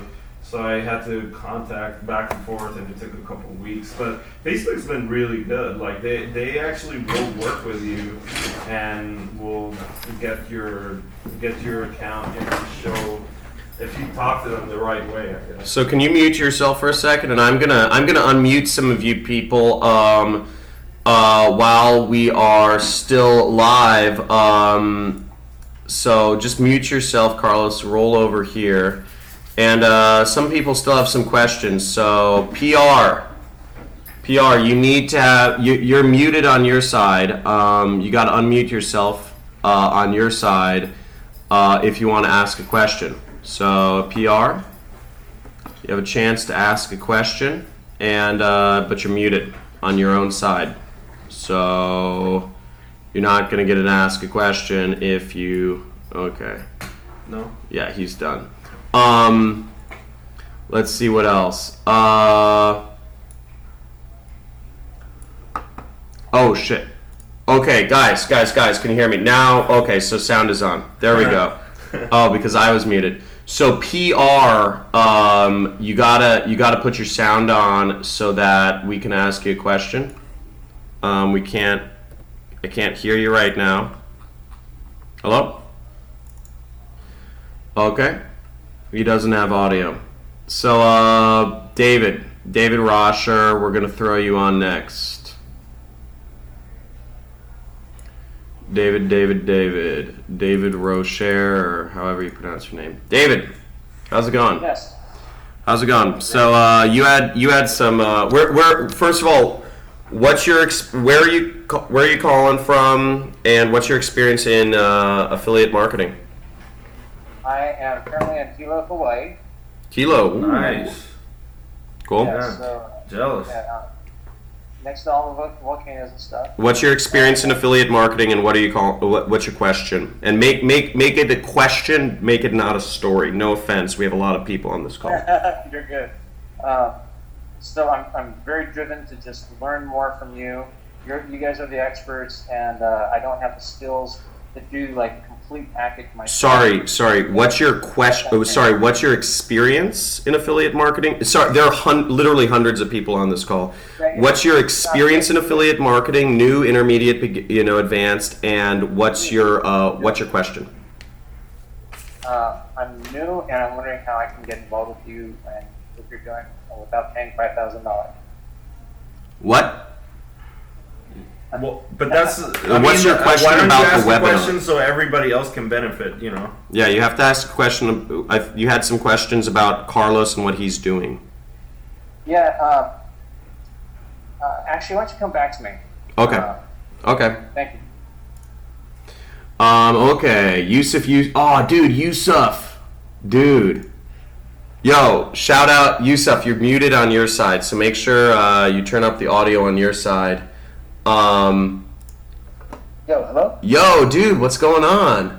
What's up? What's going on? Dude, can I shout out your YouTube channel? What is it? It's youtube.com/whyoulives. That should be it. Why You Lives. Dude, so first of all, how's it going? Kind of tell us where you're calling from. I don't know where you are nowadays. And what's your what's your experience and what's your question? Yeah. Yeah, man. First off, I want to say I really appreciate you guys putting out this info, man. Thanks, man. Carlos, Yeah. what else, man? How you doing, bro? Good. Yeah. I see you're pimping on your YouTube channel. Yeah, dude, you do tight shit, dude. You got some hot girls on that stuff. We love it. Yeah, I appreciate that, man. I'll make this quick for you guys. Basically, Sure. I've been doing affiliate. I've been kind of half-assing it, but I'm getting a lot more serious. I've been doing it for about 3 or 4 months now. Okay. I just got raped running a Thailand mobile sweeps offer. Oh shit. But it's all good because I'm going to test another offer tonight. Cool. My first question for this offer is, Carlos, do you have more success testing this as a website conversion ad or as the PPE, page post engagement? No, I don't do post engagements because it's basically, you're optimizing for the wrong thing. Like people can like your shit all they want, but it's not going to get you anywhere unless they're buying. So the only real way to do it, in my opinion, is just through conversions. Like I don't know. I've never heard of anybody doing it through optimizing through like the engagement. Okay, sweet. The only way that people use that is when they're trying to build an ad. There's like this other strategy that people use, but it's more like when you have your own business, I guess, where you like optimize for engagement and you run it in like some really cheap countries and you basically just try to get thousands of likes to your ad, and once it's so socially proofed, and then you throw it up into the US. But I've never actually done that. I just saw a program that did it, and that it worked really well for him. But that's a strategy. But to actually get sales, I don't think so. Okay, cool. Yeah, man, that's pretty much all I wanted to ask. And yeah, John, expect me. I'll probably be heading to LA sometime this summer for sure. Dude, come and hang out. You know I love your stuff, and let's kick it and do. We're doing some pretty crazy shit out here in LA. So yeah, dude, I definitely love you to swing by the office. Yeah, man. I'll bring my camera gear too, man. If you want to Yeah, anything for me. dude, let's do that affiliate marketing music video for sure. That's gonna be rad. 100%, man. 100%. All right, man. Have a good one. See you soon. Sure. Okay, so I'm gonna bring up Aman. Aman, make sure your audio's working. Aman Kaushal. So there are a couple of Amans on this webinar. Aman, can you hear us? Aman? No audio, Aman. Aman? Gonna give 5, 3, 2, 1. No. Okay, Jeff or Geoff. I'm gonna bring you on. Guys, make sure your audio is working on these webinars because I'm gonna unmute people. Damn, there are multiple. Everybody of every name. Geoff. Yeah, we can hear him. We can hear you breathe. Don't be shy. Geoff. No? He's there. So if you guys have a question, first of all, type I have a question and also raise your hand in the GoToWebinar. Raise your hand or type I have a question and I'm going to unmute you. But make sure your audio is working. Geoff, maybe you went to the bathroom. Ooh, no question for you. Guys, raise your hand or type I have a question if you guys have a question. Okay, let me scroll through here. Let's see this. Johan and J Bobs. So I'm gonna Johan Wajaja. Johan? Hi. Hey Johan, how's it going? Yeah, fine here. So can you let us know first of all, where are you calling from? What's your experience as an affiliate, and what's your question? I'm calling from Singapore, actually. Cool. And what is your experience as an affiliate? At the moment, I'm still doing mobile. I haven't touched Nutra. Yeah, but... Are you intermediate? Touch Nutra. Would you consider yourself intermediate? Are you full-time? Yes, full time. Okay, cool. Oh, cool. So what's your question? Like, when you first start at the beginning stage, do you study auto bid or you just press a bit, touch certain bit? Yeah, I mean, it's. How many ad sets do you test at the beginning? How many ads do you test at the beginning? I thought he said about auto bid. Oh yeah, auto bid. Okay, go Yeah. on then. So yeah, I definitely just let me think. At the beginning, yeah, I always set it for conversions, and yeah, like I always set it through conversions, and if anything, I optimize for a page view. But yeah, as far as the bid, I try to, my whole strategy on Facebook is just to try to get the highest CTR possible, and that way you pay the cheapest per click. That's about it. Like, you want to have the ad. That's why there's like all these like symbols and stuff, you know, because I want people to click on the ad. That'll bring down, like for me, 7% or 8% CTR is pretty good. So that's kind of where you want to be at. Although this ad in particular has like 11%, so that's like, it's kind of a home run, you know. So yeah, that's the gist of it. I don't really worry about. I worry about cost per click, but I let the system decide. Also, how many ads or ad sets do you test at the beginning?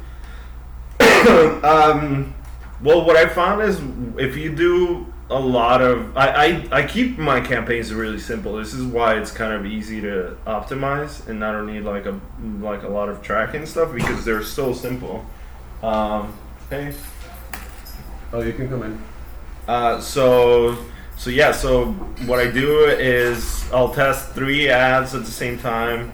But what happens if you test multiple ads is, like Facebook will only display the one ad. Like the one ad that gets the higher CTR will take like 90% of your traffic.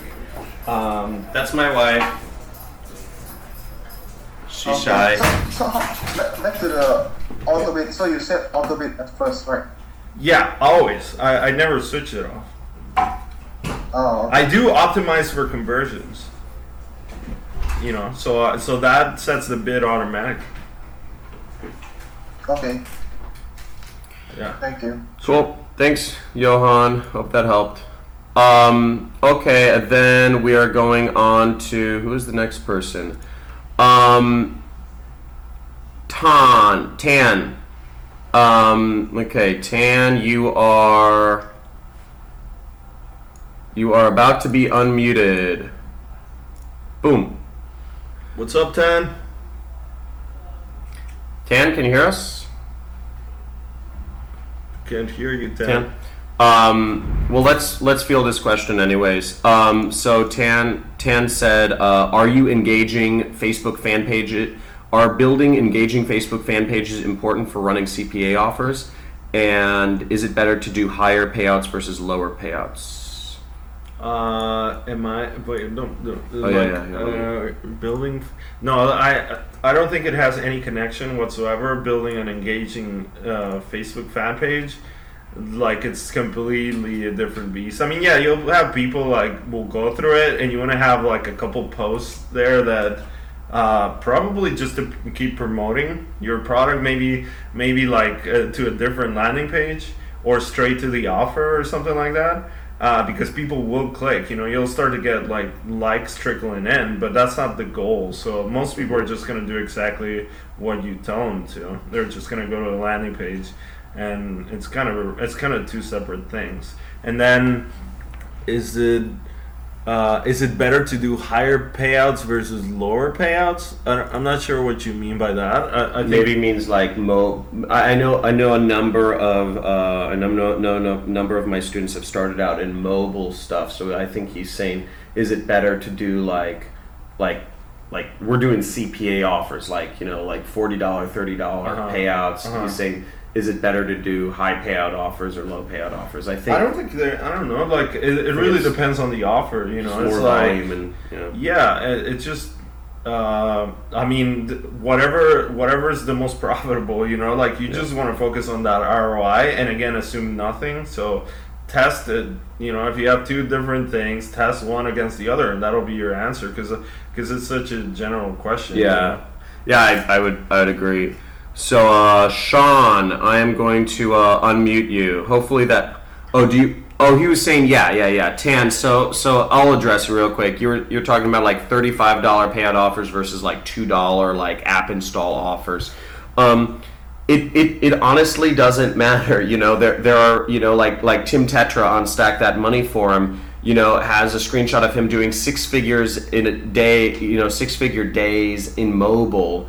But he's getting, he got 100,000 conversions on a $1 payout offer. You just, app installs and stuff are much easier to get conversions on, but you have to get much more of them to make more money. It's just, it's the same stuff. You just need more conversions. It works for some people. You kind of have to figure out what works for you for your own settings, because you're not going to even if I told you my campaign, you would go and do it in your own way, and it may work differently for you.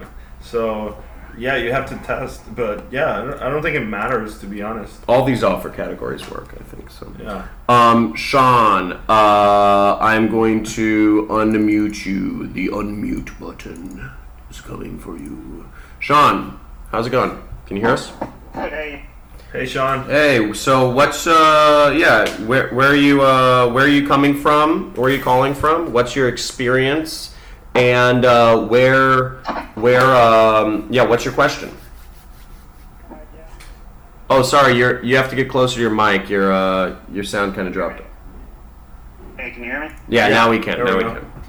All right, yeah, I'm from Alabama. I actually met you, John, at the 3C conference in Vegas back in January. Oh, cool. That's awesome. I'm a full-time marketer. I've been doing strictly mobile, Okay. and I was just wondering, once you are successful on Facebook, do you scale out to like native ads or anything like that? Yeah. What I found though was that in this case, like some of the stuff was not, like, because some of the things that gave me the edge were tools that you can use on Facebook, like videos. And so you have to kind of like transition and do a completely new strategy sometimes. It's like we threw this stuff up and it wasn't really working that well. So yeah, and like I said, I'm only doing this like not really spending a lot of time on it. If I was like, just 100% dedicated to the campaigns, I would 100% do it. Like, you have to do it. There's so much money there. So yeah, you definitely should. Once you have it, it's like, you do it. If I'm doing something on native and it's working, it would be really dumb of me not to throw it on Facebook if it's, assuming it's a white hat campaign. Vice versa. If it's running good on Facebook, you throw it on native. Yeah, like, so your starting point is going to be where you've seen success in the other platform. A lot of times it's not going to work because maybe the targeting is different there. You don't have your custom audience, or unless you collected emails. But yeah, so the answer is yeah. But you're going to have to re-optimize everything for that platform most of the time. Okay, so basically always be testing.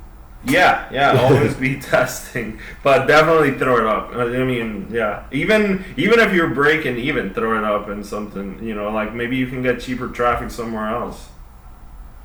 All right, appreciate it. Great info. Yeah, and I'll chime in quick on that. Yeah, I'm more of a one.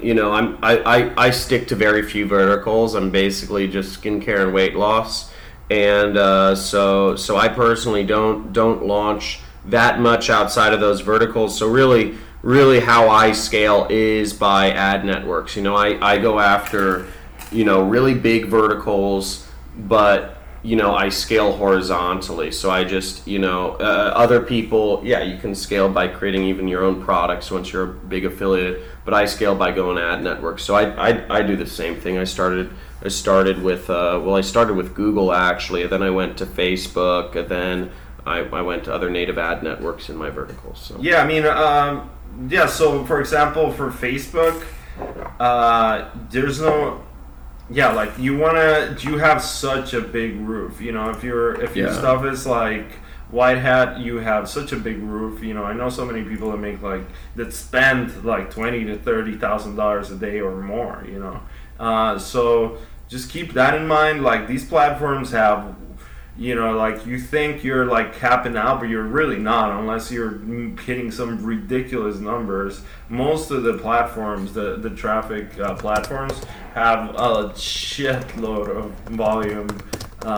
So unless you're hitting like $100,000 days, you can still keep growing in any one platform. So keep that in mind, so you don't go like nuts on like 20 different platforms, but rather like spend time on one or two, and then like get them really nicely set up, and then keep expanding. Cool. I'm actually going to field another question from Tan. And just Tan's a student of mine. So, what's your testing methodology on spending cost, and do you have a team?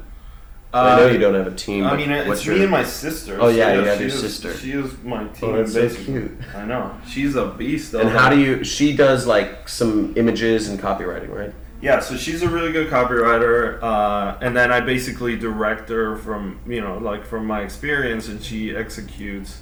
So it's like I did some consulting for a pretty big company, and like I was doing like their marketing, and one of the how we work there was like just have one person that executes all your ideas basically. Once you can afford to do that, you have one person that's executing all your ideas, and you're reviewing all the data, and they do like the actual optimizing of the campaign, but you're supervising it, so that way you can have more stuff going on.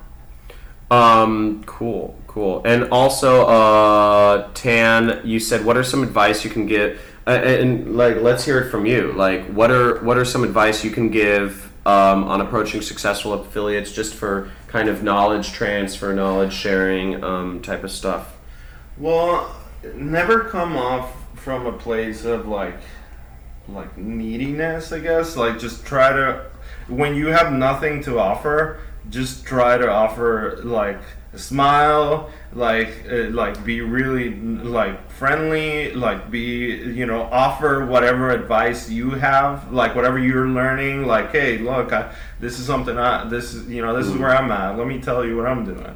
But don't ask for stuff. Eventually, once you become friends with these people, they'll kind of like, you'll hear one thing and you'll be like, oh, like, this is what I need to be doing, But it'll come. So the best thing you can do is just be really cool with them and realize that they paid their dues. So just like, be respectful and appreciative of whatever info they may or may not give you, but just be friends with them, and eventually you'll get there. And like, I think Skype is an amazing tool just to keep in touch with affiliates, because they're always on their computer.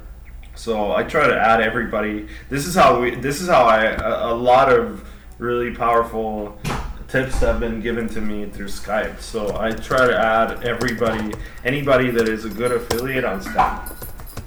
Yeah, and I would and I stay in touch, like, hey, yo, what's up? I'm doing this. How's it going? Like, just show them you're on the grind, and then they'll share stuff, But like, a lot of times you have to start by sharing your own stuff for them to be comfortable sharing theirs. And I would all of what you just said, be appreciative, don't come off as needy, and as weird as this sounds, don't ask for anything in the beginning. If I have a mentor right now, and I don't ask for anything from him. I just do whatever I can to try to help him out, and it really comes from, I don't know if any of you believe in Buddhism, but basically it comes from just lack of ego. The more you can get rid of your own ego, it's the better. Basically, you want to help out those who are better than you, and it's what's great about it. No matter what you're doing, whether if you're working in a corporate environment or if you're an entrepreneur, you've always got to, quote unquote, pay your dues. But the difference is in an entrepreneurial environment, you choose who you pay your dues to. You choose who your mentors are, as opposed to having a boss, which is. I mean, I guess I'll tell you actual cases of how I've trained people. Like, some people approached me, and I was willing to help them out, and they were getting a smaller cut of what I was doing. But like, their attitude was always like, dude, you paid your dues. Let me, like, I'll do whatever it takes, and that's kind of how I would want. Like, if I had to do it all over again, I would find somebody and be like, hey, please teach me, and I will do whatever you want me to do. Like, I will grind. Just tell me where to grind, and you can keep most of the money. Like, it's like, you can keep most of the money. I just want the lessons, and like, that's kind of what your attitude should be at the beginning. And you'll, weirdly enough, we'll get ahead 10 times faster than most people by just the osmosis. You'll jump 20 levels. They can't see you over there. Hold on 1 second. Sarah, you can work this. Sorry, my wife is coming in and doesn't want everybody to see her. Go, Sarah. Sorry, my wife is helping me out with some stuff, and she doesn't want everybody to see her. So, okay, I'm going to unmute. Thank you, Tan, for the questions. I'm going to unmute Ooh, humility. Yes, humility is a great thing. Tom Stone. Guys, you guys are awesome, by the way. Tom, can you hear us? Hey, how's it going? Oh my God, I have my fucking call.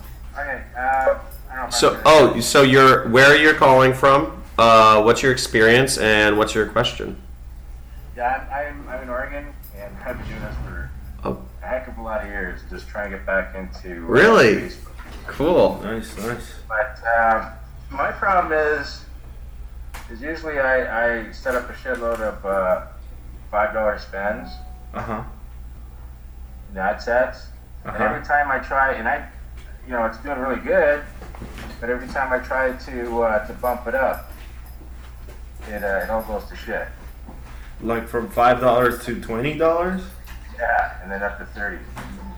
Well, yeah, then you have an issue. Yeah, that'll happen when you basically it means it's not good enough. You can't just assume that $5 is gonna, just because you made one sale or something worth $5. Well, then no. Okay, this is the way that I do it. I'll do one campaign with I'll duplicate let's say 50 times the one ad, 50 ad sets. Understand? with 50 what? I'll do 50 ad sets in one campaign. Uh-huh. All right, and a lot of the ad sets will do really well, and I'll remove the bad ad sets and try to bump up the price of the good And what ad are you sets. testing? You're testing just the targeting at that point? Correct. Okay. And every time I try to bump that up, it just goes, like, my ROI goes from 300% down to break even. Well, I mean, it seems to me that you may have a bigger issue here where it's like you're not really understanding why. I mean, are you looking into why each ad is working? And again, I said this before. It was like avoiding the, because I do this. I still do this every now and then, where you're like, let me write 50 headlines, and I don't even think any of them through, and I don't really understand why they work, but let me just throw them up, and randomly they'll get sales. And so that's how you start. But then once you to really optimize you're basically in step 0.1. You haven't even gotten to the real first step, where it's now you look. That's what I would call a very general test.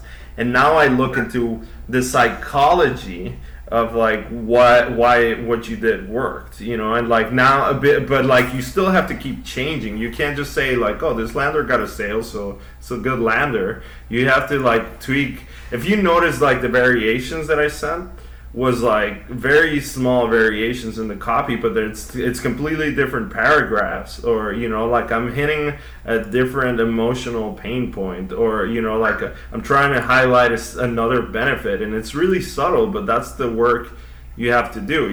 So you have a template that works now once you're in that stage, but now you have to do more tests. You have to test your land there. I don't know, but how can I explain? I don't know if I really explained it properly. Okay, so we have the campaign, and then we have the ad set underneath it. Okay, so what I'll do is I'll create one ad set, and then what I'll do is I'll duplicate that one ad and ad set 50 times, like I said before. Yeah, and different target. I have a problem doing that. What? I'm not changing anything whatsoever. I know. So you're testing the targeting, right?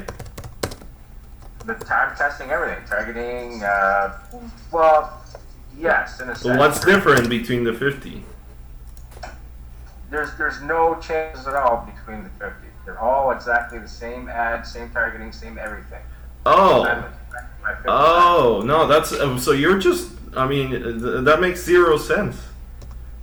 You're basically just using statistics. Some out of 100 people. One will buy or two, and then you're just basically spreading that statistic through the different ad groups. So there's no especially if there's no difference. So you're basically just statistically distributing the sales, and some are randomly not going to get as many sales. Exactly. So you're not really optimizing at all. You're just literally fooling yourself into, sorry to be so harsh, but you're kind of fooling yourself into like thinking you're optimizing. Okay. So you actually have to change things in each to figure out what's working and what's not. It doesn't. Well, I've already gone through that point of changing, and I know which everything that's working for me already, and it is.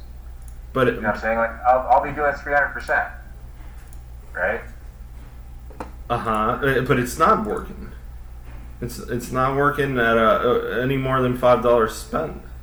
Right, but as soon as I change from $5, okay, let's say for instance, if it's working great at $5, and I bring it up to 20 or 50. So let me answer this. Dude, here. Let me answer this for a second. Every ad network is different. Every ad network is freaking wonky and has its own really weird nuances. Like weird ass nuances. Facebook, one of the things that currently happens in their algorithm, this is just currently happens in their algorithm, is when you bump up ad spend, what happens is typically go through like a 1 to 3 day resetting period where it just fucks with the quality of traffic you get for whatever weird reason. And you have to go through that reset period for it to work, you know, for you to get the same sort of conversion rates again. I don't know why, but this is something that I've heard from a lot of people, because obviously I'm in touch with a lot of people, and it's the nature of the beast. Facebook's weird, and this may change next week, you know, when they update their algorithm to not do that. So okay. So that's exactly what's happening. Is every time I bump up, it just everything. You need to give it 2 to 3 days, honestly, and it sounds weird and it sounds ridiculous and it sounds arbitrary, but and that's because it is. Yeah. Also for tracking pixels, should I use page view or per conversion? For conversion, if you're already getting sales, page views will give you like a very flimsy. It's better than nothing, but once you're actually getting sales, you definitely want to do sales because there's a lot of people that just click, and Facebook will optimize for those people. Yeah, I'm at I think about 1,500 sales so far on the same pixel. So. Yeah, I mean, but you set what you want, what action you want. So yeah, do conversions if you're getting sales, 100%. Okay, cool. All right, guys, appreciate it. Cool. Yeah, thank you. Sorry about the confusion, but it's what it is. Yeah, no problem. Oh, no worries. Thanks for tuning in, and yeah. Okay, so cool. Lots of cool questions. I like that. Matt Stein. Oh wait, are we gonna do Matt Stein? We'll answer this question. Do you wait for statistical decisions when making decisions for you? I'm going to answer this real quick. Significance? He doesn't know what statistical significance is. I know what it is. Okay, well, answer the question. I was just talking about it. Okay. But,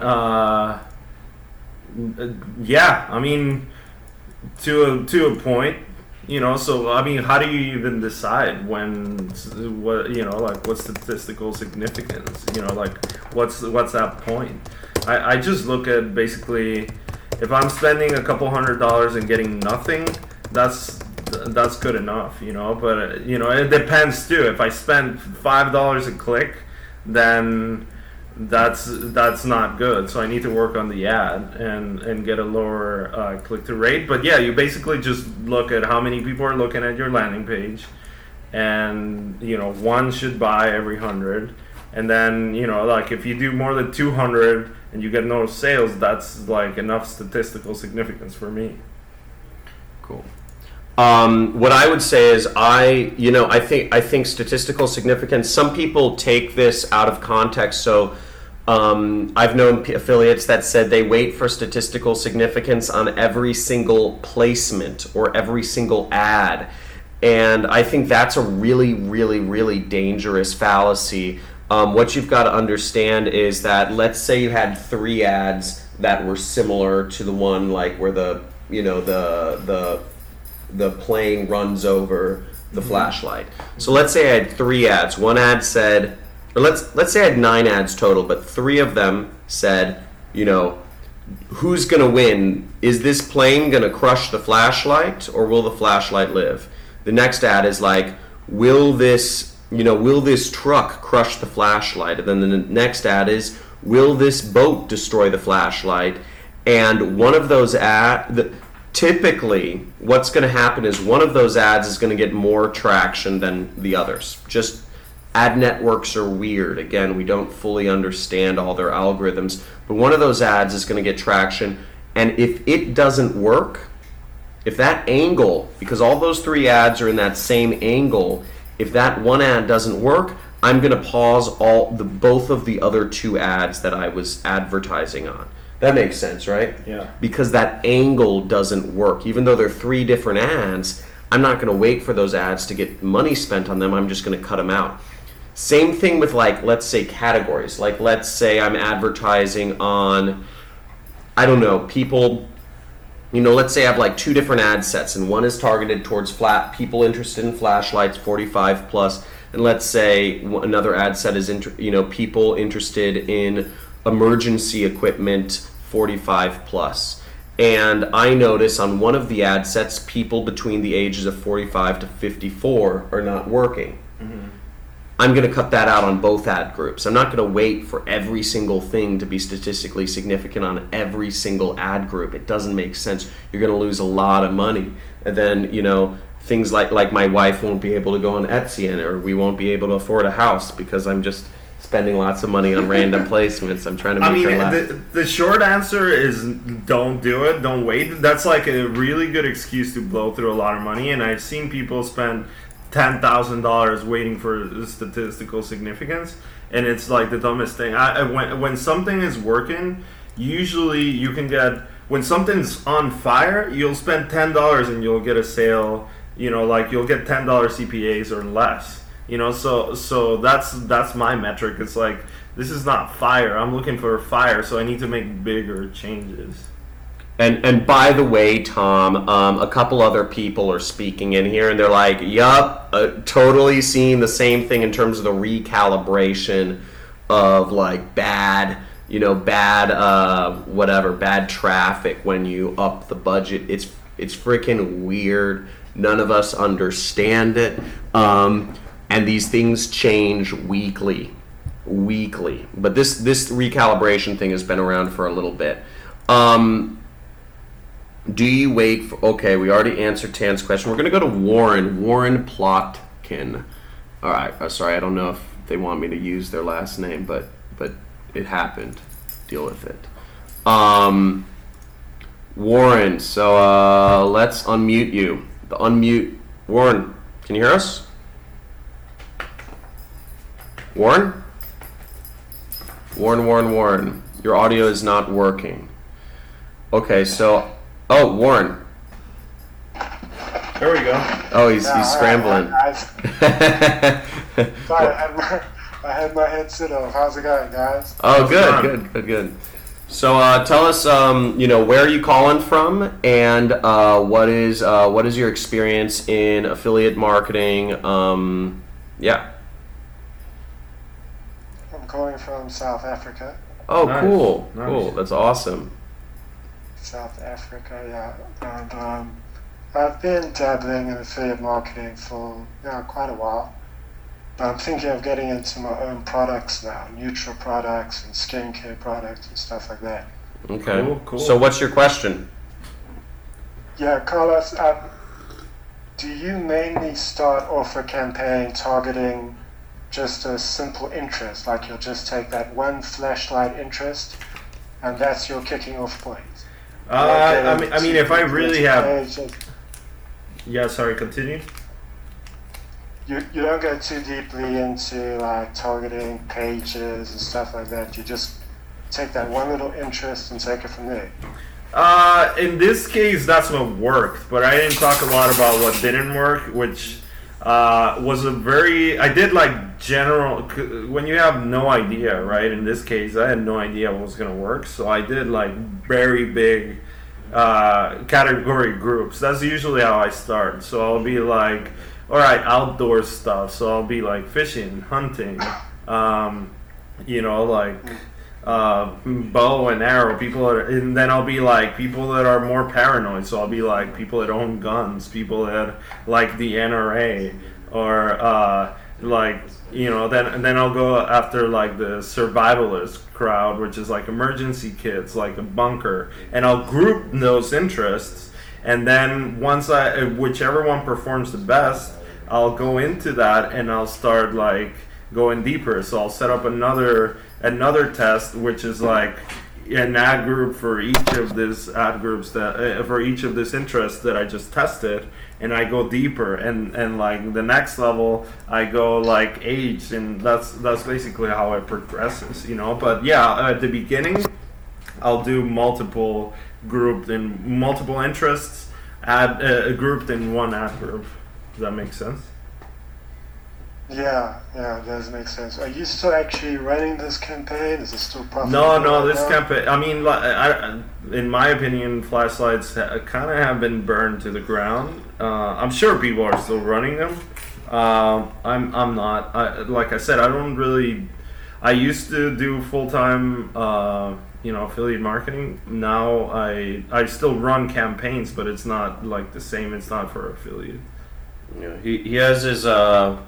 So Carlos mainly runs his own business. I know you don't really want to talk about that on this. Yeah, but, I mean, it's basically a business based on the skills of an affiliate. Yeah. So which is what you're trying to do, right? It's awesome though that you can just pick up and like make campaigns profitable though. Yeah. So, that's one of the reasons why he's been able to be so open though, is because this isn't even his main thing. Like he just does it every once in a while just to like test his skills out. So he's been doing this for how long? Like 13 years or something? Yeah, like a long. Yeah, this guy's a vet. This guy's a serious vet. Thanks, Warren. Hope that helped answer your question.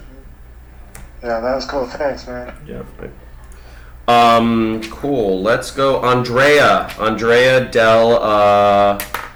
She says, Carlos, can I have a date? She says, Carlos, do you want to go on a date? Oh, wait. Oh, that wasn't her question. Andrea, prepare for the unmute. Oh, wait, it's not unmuting. Oh, she does not want to go on the date. Attendee is muted by. Andrea, okay, we're having trouble unmuting you. What was her question? Her question was, where is she? She's not there. No, dude, there are so many questions. Gerald Mugo. We're going to Gerald Mugo. Dude, dude, you're like getting a million questions. Gerald, you have to unmute yourself. You're muted on your side. How's it going? He's muted. We're gonna go down to Reggie. Gerald, I'll give you 3, 2, 1. Nope, he doesn't work. Dude, so many people have screwed up mics. Yeah. Let's go to Reggie. Reggie Hobbs. Cool name. Reggie, how's it going, man? Hey, I'm doing pretty good, guys. How's it going? Super awesome. We're just hanging out here. I'm hanging with my dog. Also my wife. Literally the dog. Yeah, the dog's here. My wife's also sitting in the corner. She doesn't want to be seen on camera. But I love her. If I can even just get a smattering of your success, your guys' success and stuff, I'll be happy. Oh, you will. You will. So where are you calling from? What's your experience in affiliate marketing, and what was the best takeaway you've had from this webinar so far? I've been doing this off and on with not a whole lot of success. I'm glad I ran into you, and I've learned a great deal. Cool. Well, the takeaway is the testing part. Initially, what's your approach? Is it multiple ads with one landing page, or one one ad, image, and multiple landing pages? What's your initial approach usually? Yeah, good question. Usually I'll do about 3 to 5 ads. You know, although if you, like 3 to 5 ads, and the main metric I'm using is CTR on Facebook. CTR, like the click-through rate, because that's gonna lower the clicks, the cost per click. So that's all I'm measuring. You know, it also measures like how engaged people are with the content. So I'll try to come up with like completely different images, just to, you know, like the less you know, the more broad you have to go. So you'll test like categories of images. You know, like you'll do like, here's a curiosity image, like, you know, something that evokes curiosity. Here's an image of the product, or, you know, here's an image of somebody actually using a product. So I'll do these big tests, and then once I figure out, okay, this is working, then I zone into the category.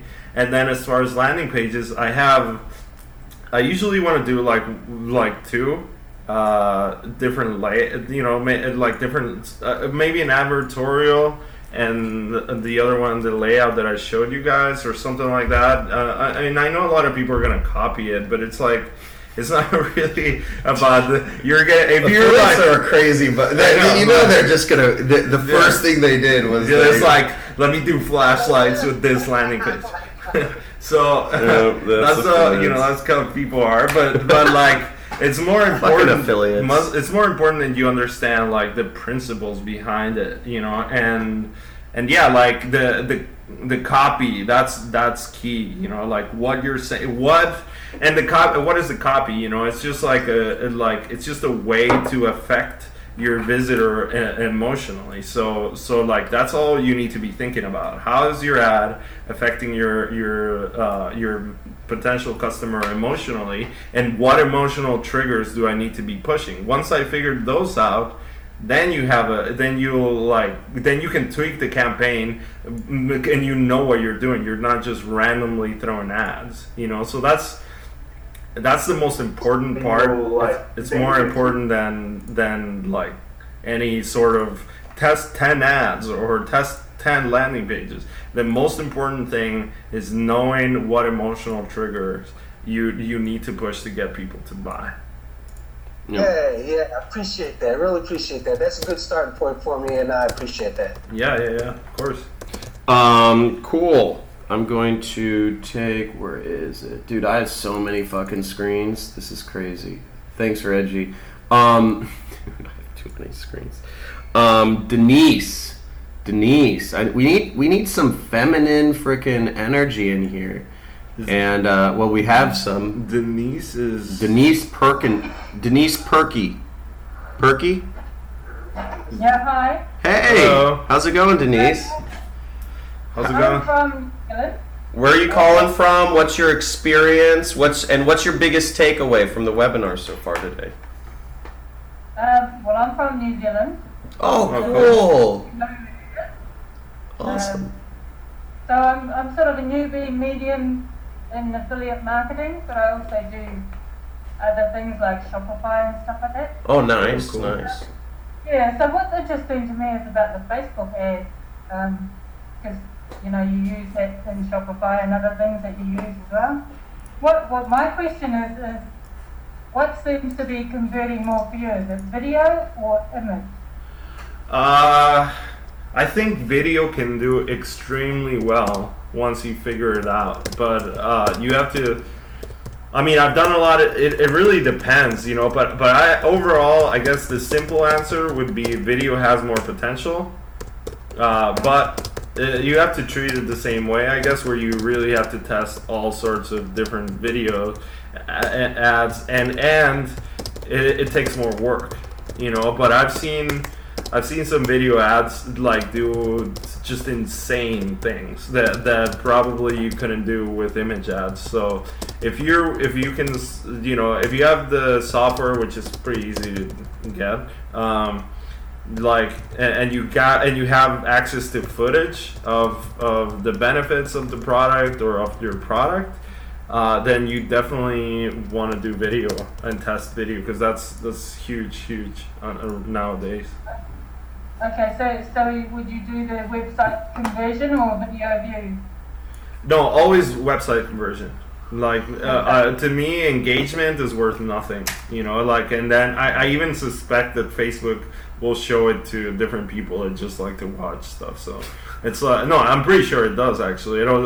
It's a different type of person that Facebook is targeting. So no, I always do conversion, like people that want to take action. You know how there's like on Facebook you have like people that are more likely to take action like on certain things. So it's like the difference. I think people like Facebook is more likely to show your ads to those people when you're targeting for conversion.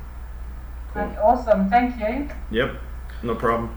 Cool. I'm going to. Oh my gosh. So we have. Let me see what other questions we have. Brock Hamilton. That's pretty cool. Oh, that was already answered. Joseph Donnelly. Oh, wait, I have to take Denise off. Joseph Donnelly. Oh, dude. Eddie's. What's up, man? What's up? Dominican affiliates, man. Oh man, that's Diego. Oh, that's Diego. Where are you? This dude I'm is in always Texas. confused. Where? Victoria. Texas. Oh, okay. Dude, he's always confusing This guy's the man. Dude, you're the man, by the way. I know you don't have a question. I just want to say you're the man. Cool, man. Thanks. Man, Thanks take for her easy. Devin Sanders. Devin. Is he here? Devin, your mic isn't working or something. So, this is dude. I feel like a radio show host. It's like affiliate radio chat hour. Let me try one more time with what's her face, Andrea. But this isn't working. Anastasia, how are you doing? Hi there. Hey. How's it going? So you're not to ask all the girls out, right? I wanted to get some female energy in the room, so I figured I'd unmute you. I'm actually calling from Moscow, and it's like 4:30 in the morning. So you can imagine how excited I am about this meeting. Oh, that's awesome. You guys really doing thank you so much, because it was really interesting, and also to listen to all these questions. And I asked some in the chat, and I think that there were many of those, so you may maybe. Oh, sorry for skipping over regarding those. This question, that's totally fine, because you're so popular, and I can totally understand that. Regarding this conversion optimization thing with Facebook, since when you are running your affiliate offers, you can't really control the payment page, right? To some sort of you can't. So how do you track the conversions with? Well, networks will place the affiliate networks. Yeah, so as affiliate opposed to ad networks. Yeah, affiliate networks. So like a Nutrist will you will give them your Facebook pixel, and they'll place it for you. So they're already set up. They know that no affiliate can run without tracking. So you just talk to your affiliate manager, and then you give them the Facebook pixel or whatever, Google AdWords pixel, and they'll place it for you so you can see the conversions when it happens.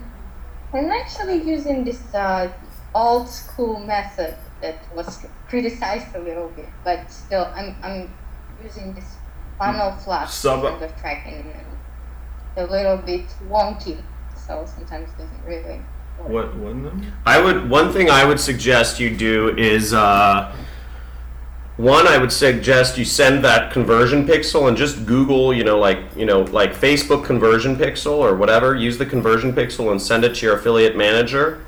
Or if you're not using Facebook or AdWords, I would suggest you use a program like Volume.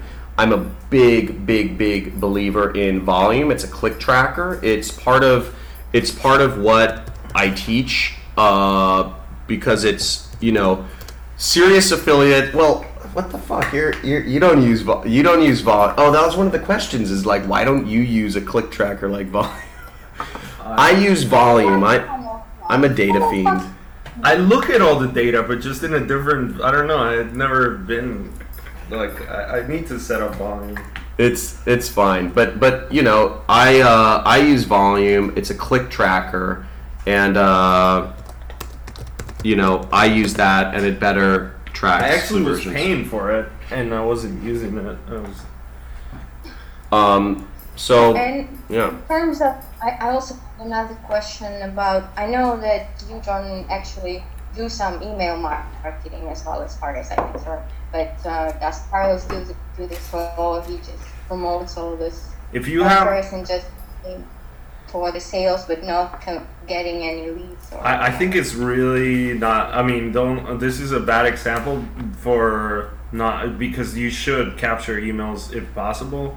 I've seen cases where actually capturing email increases conversion right away, like because it makes it, if you do it under like, hey, you only get access to this offer by entering your email, so you can make it seem like exclusive, and then that can increase your conversion. But yeah, like especially, it sounds like you want to do like your own business, or is it like affiliate stuff?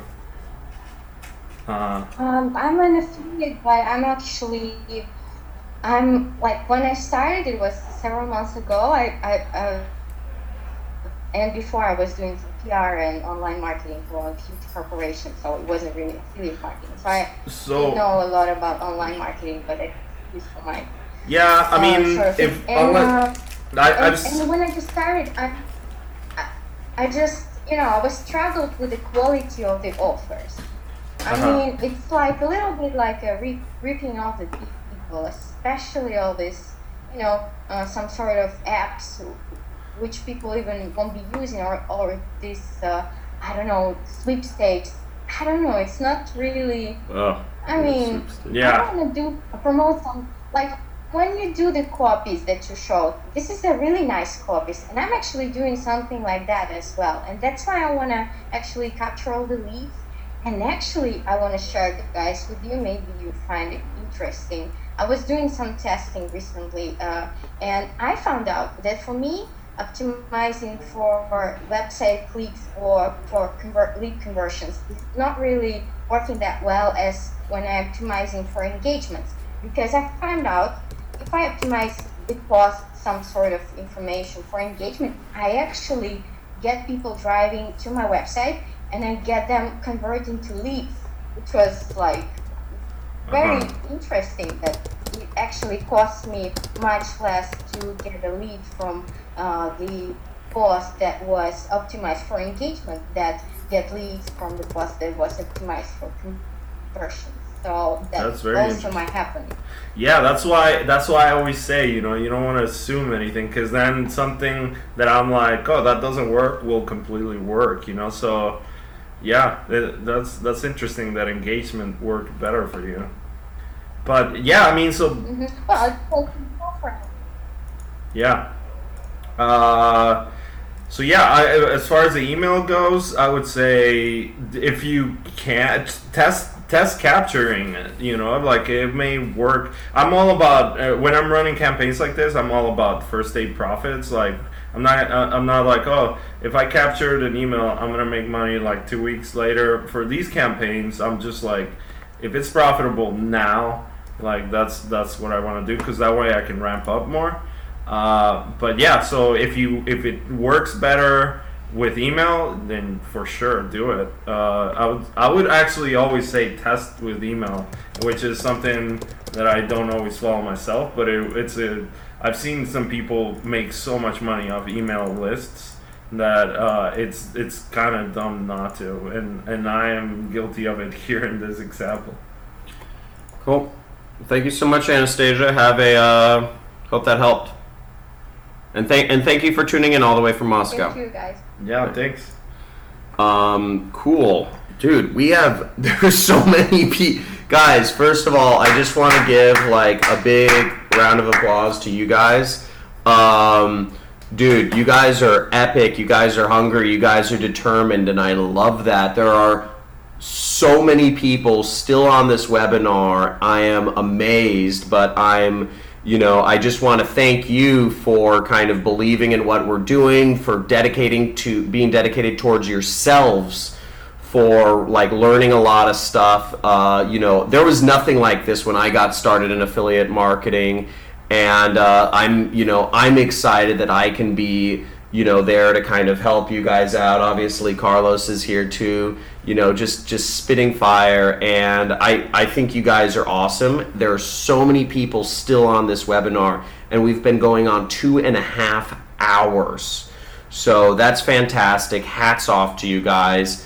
And if you guys really believe in what we're doing here, one of the biggest compliments for me would be if you guys, just follow me, or tell your friends, tell other people, share stuff on my Facebook page, like, comment, and get interaction. We're trying. Affiliate marketing is the future of all marketing. Affiliate marketing is, I call it open source marketing, because no matter what new lines of, the virtual reality, augmented reality, no matter what new ad networks come out, ways of interacting with people, affiliates fill in all of the gaps. Affiliates are here to stay. This is one of the biggest opportunities of the century. This is like just taking over marketing, and I'm happy you guys see it as well. I'm happy you guys are here listening to me.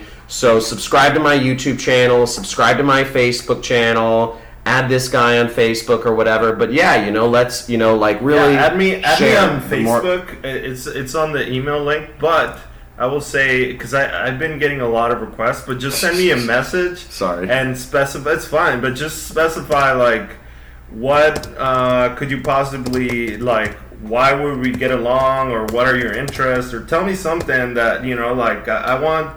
Like if you like to go out, like tell me. Like if you live in LA, let me know. If you want to like learn, and you have like some sort of idea that you can execute and I can help you with, just tell me why we should be friends, because I'm getting a lot of them, and it doesn't make sense to just randomly accept you and then we're not gonna talk ever again.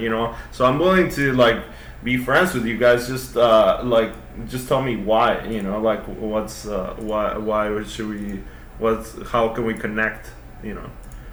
YK. Yeah, put my Facebook. Put your face here. Let me get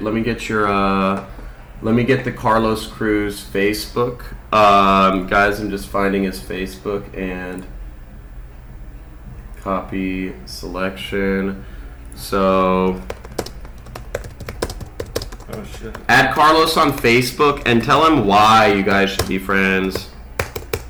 Here you guys go. And I think that's generally a good thing. I used to go through the internets and just add random people that I thought were making a lot of money in affiliate marketing, and it's actually a good way to surround yourself with you can post. You can see their posts and stuff. But for people who get hit up a lot, you got to go a step beyond that and say, like, obviously you guys can follow me. I have a fan page, but like for Carlos, go a step beyond. Tell him why. Offer to help him out. He just broke up with his girlfriend, so he has free time. Just talk to me, and then we'll see. I'm joking. So blah blah blah blah blah. Yusuf, you are a dirty dog. I'm from Los Angeles and have 1,000 friends there. Hollywood too. There we go. Now we're talking, David. Okay, Mike Markier. I am going to unmute you. So I'm going to take two more questions. Two more questions, and then we're going to get off of this epic webinar. This has been really awesome. Wow, dude, we have so many questions. It's out of control. Mike Markier, let me find you. Prepare to be unmuted. Oh, dude, Brian Pfeiffer's on. Yo, Brian, what up? Dude, you're the man. Yo, how's it going? Good. How are you? Dude, doing good. I was talking to Jordan the other day. He said you're just being a badass, which is cool to hear. Well, we're working on it. Yo, so me and so my buddy just recently he loves Eastern European women, and he recently broke up with his girlfriend of 2 years who is Russian, and he's looking to go to Vegas and have some fun. Can you hook it up? For sure. This Okay. is really good. That's funny. Yeah, so Brian is also connected insane in all the Vegas places. So yeah, dude, I'll put you guys in touch. I'll put you guys in touch. Hey man, take her easy. Have a good one. All right, man. Yeah, same. So let's who was I bringing up? Oh, Mike Markier. Where is it? LMNOP. Wait, no. HIJKLM. Dude, they're having a party outside. Yeah. Mike. Hey, what's up, guys? Hey, how's it going? Yo. So where are you calling from? What's your experience in affiliate marketing? Like, are you full-time or not? How many years? And what's your question? Yes, in Montreal, and I have like 10 years plus experience in zero marketing. Oh, in what? Nothing, totally new. Oh, 10 years experience in no marketing. Exactly. Oh, okay. So, Cool. great question, Carlos. Like, since I was thinking about the beginning Facebook ads, what about Bing ads? Does this work for you? What? Bing ads don't work, not at all. Bing ads are nothing. No, I'm joking. Yeah, Bing ads actually are known for converting extremely well. Yeah. So it's like all these ad networks. It's like people. I mean, you got to look into like who the audience is. There, it's like people that like don't use a computer very often. They don't even know how to change their browser, so they just kind of like go and they're like, oh yeah, so I was given Bing, so this is how I search and this is how I use the internet. So you show them like a really badass ad that like pushes them emotionally in some sort of way, and they're a lot more likely to buy because they're less like desensitized to it. So Bing, yeah, But Bing. I guess the market is smaller then. Yeah, it's definitely way smaller. But you know, it is what it is. So if you want to have profits, like that's a good network, you know. Alright, so for me, a total beginner, that would be a good thing to do. Yeah, test it out.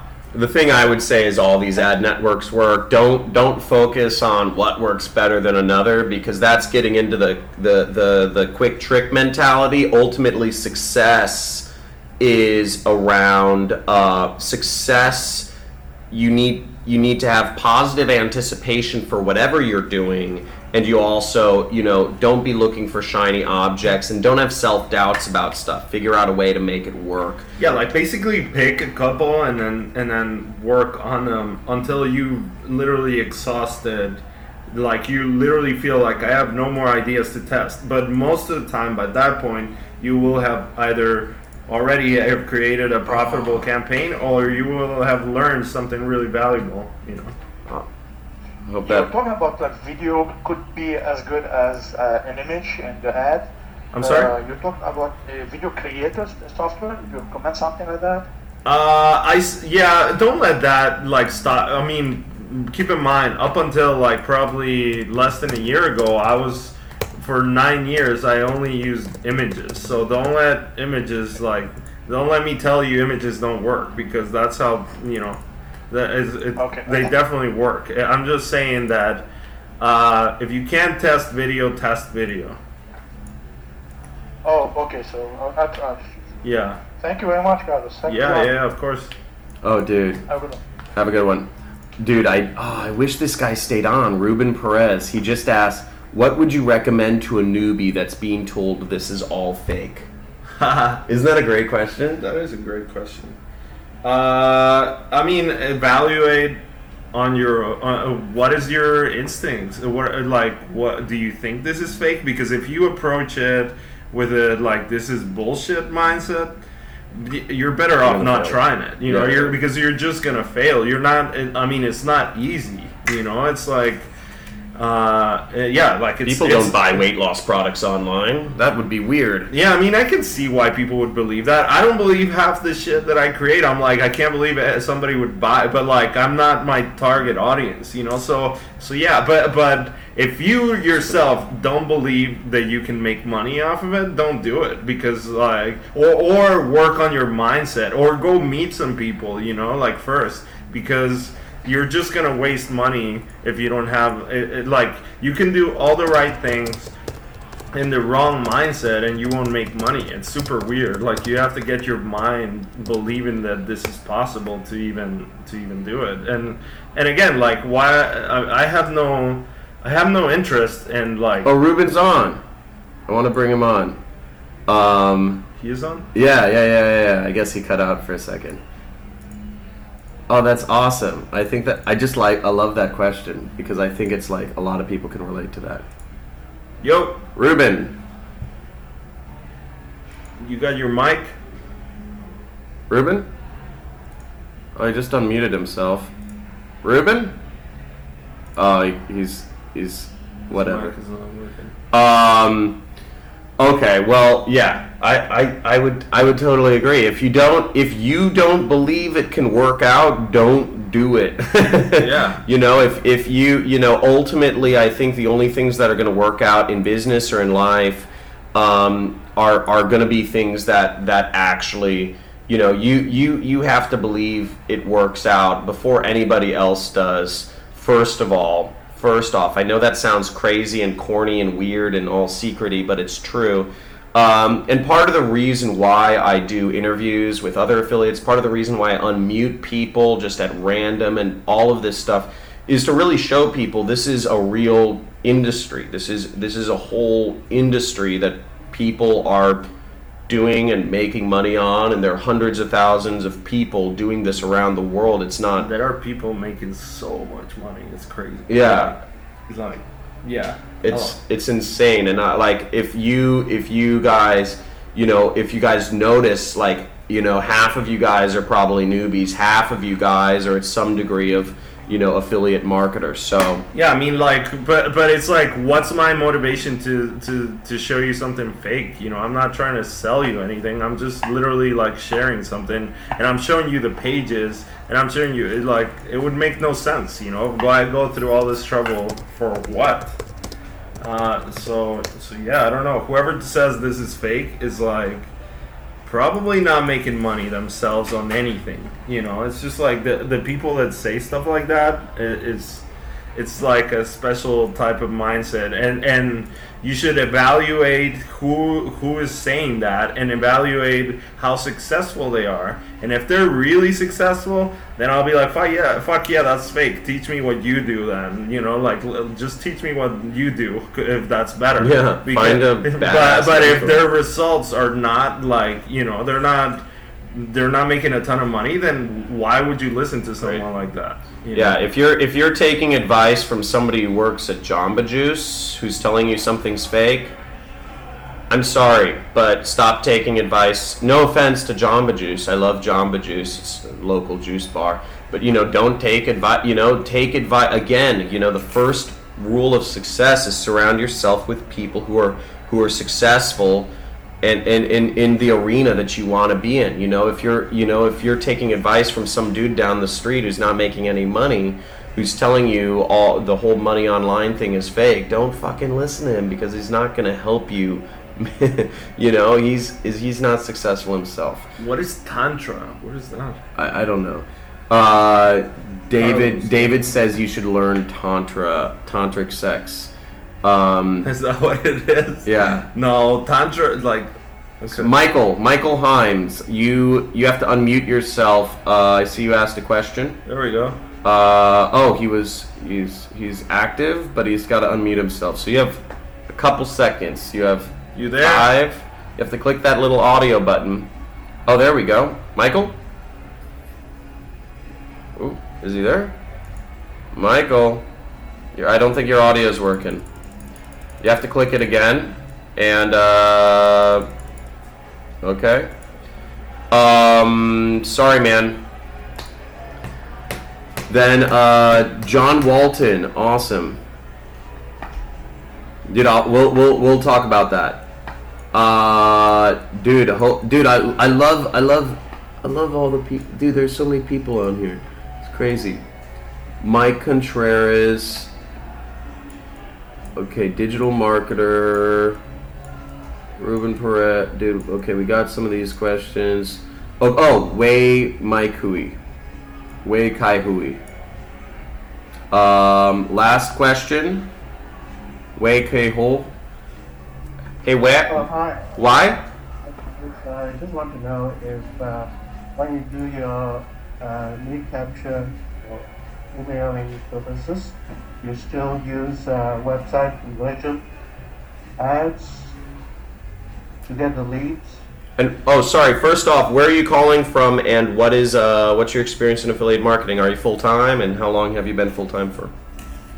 No, I'm from Sydney, Australia, and I am just starting in affiliate marketing and interested in CPA marketing. Cool. So my question is, when you're collecting emails on Facebook, do you still use website conversion ads? Well, yeah. I mean, basically, you want to treat the email capture as unlocking the offer, but they should buy it right away.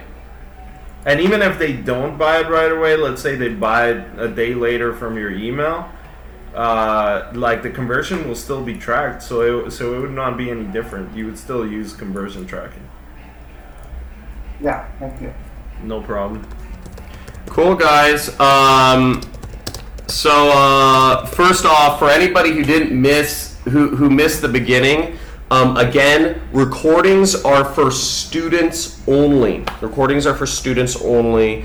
But I really want to tip my hat to you guys. There's still a couple hundred people on the. Dude, we're getting like insane turnouts on this shit now.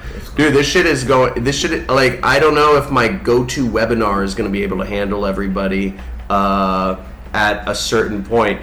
But hats off to you guys. Thank you guys so much for. Let me mute you. Wait. For sticking in here. Share this next time. Believe it. Stay in tune with my email list. Recommend it to other people. Whatever. Add me on my YouTube channel, because I'm doing a lot of live. I'm doing a lot of live streaming in these upcoming weeks. So subscribe to that YouTube channel, and we're going to be doing a lot of big things. But thank you again for being a part of things. If you, other than that, I think that's basically it. You guys have a good day. Thanks, guys. Have a good one. All right, bye.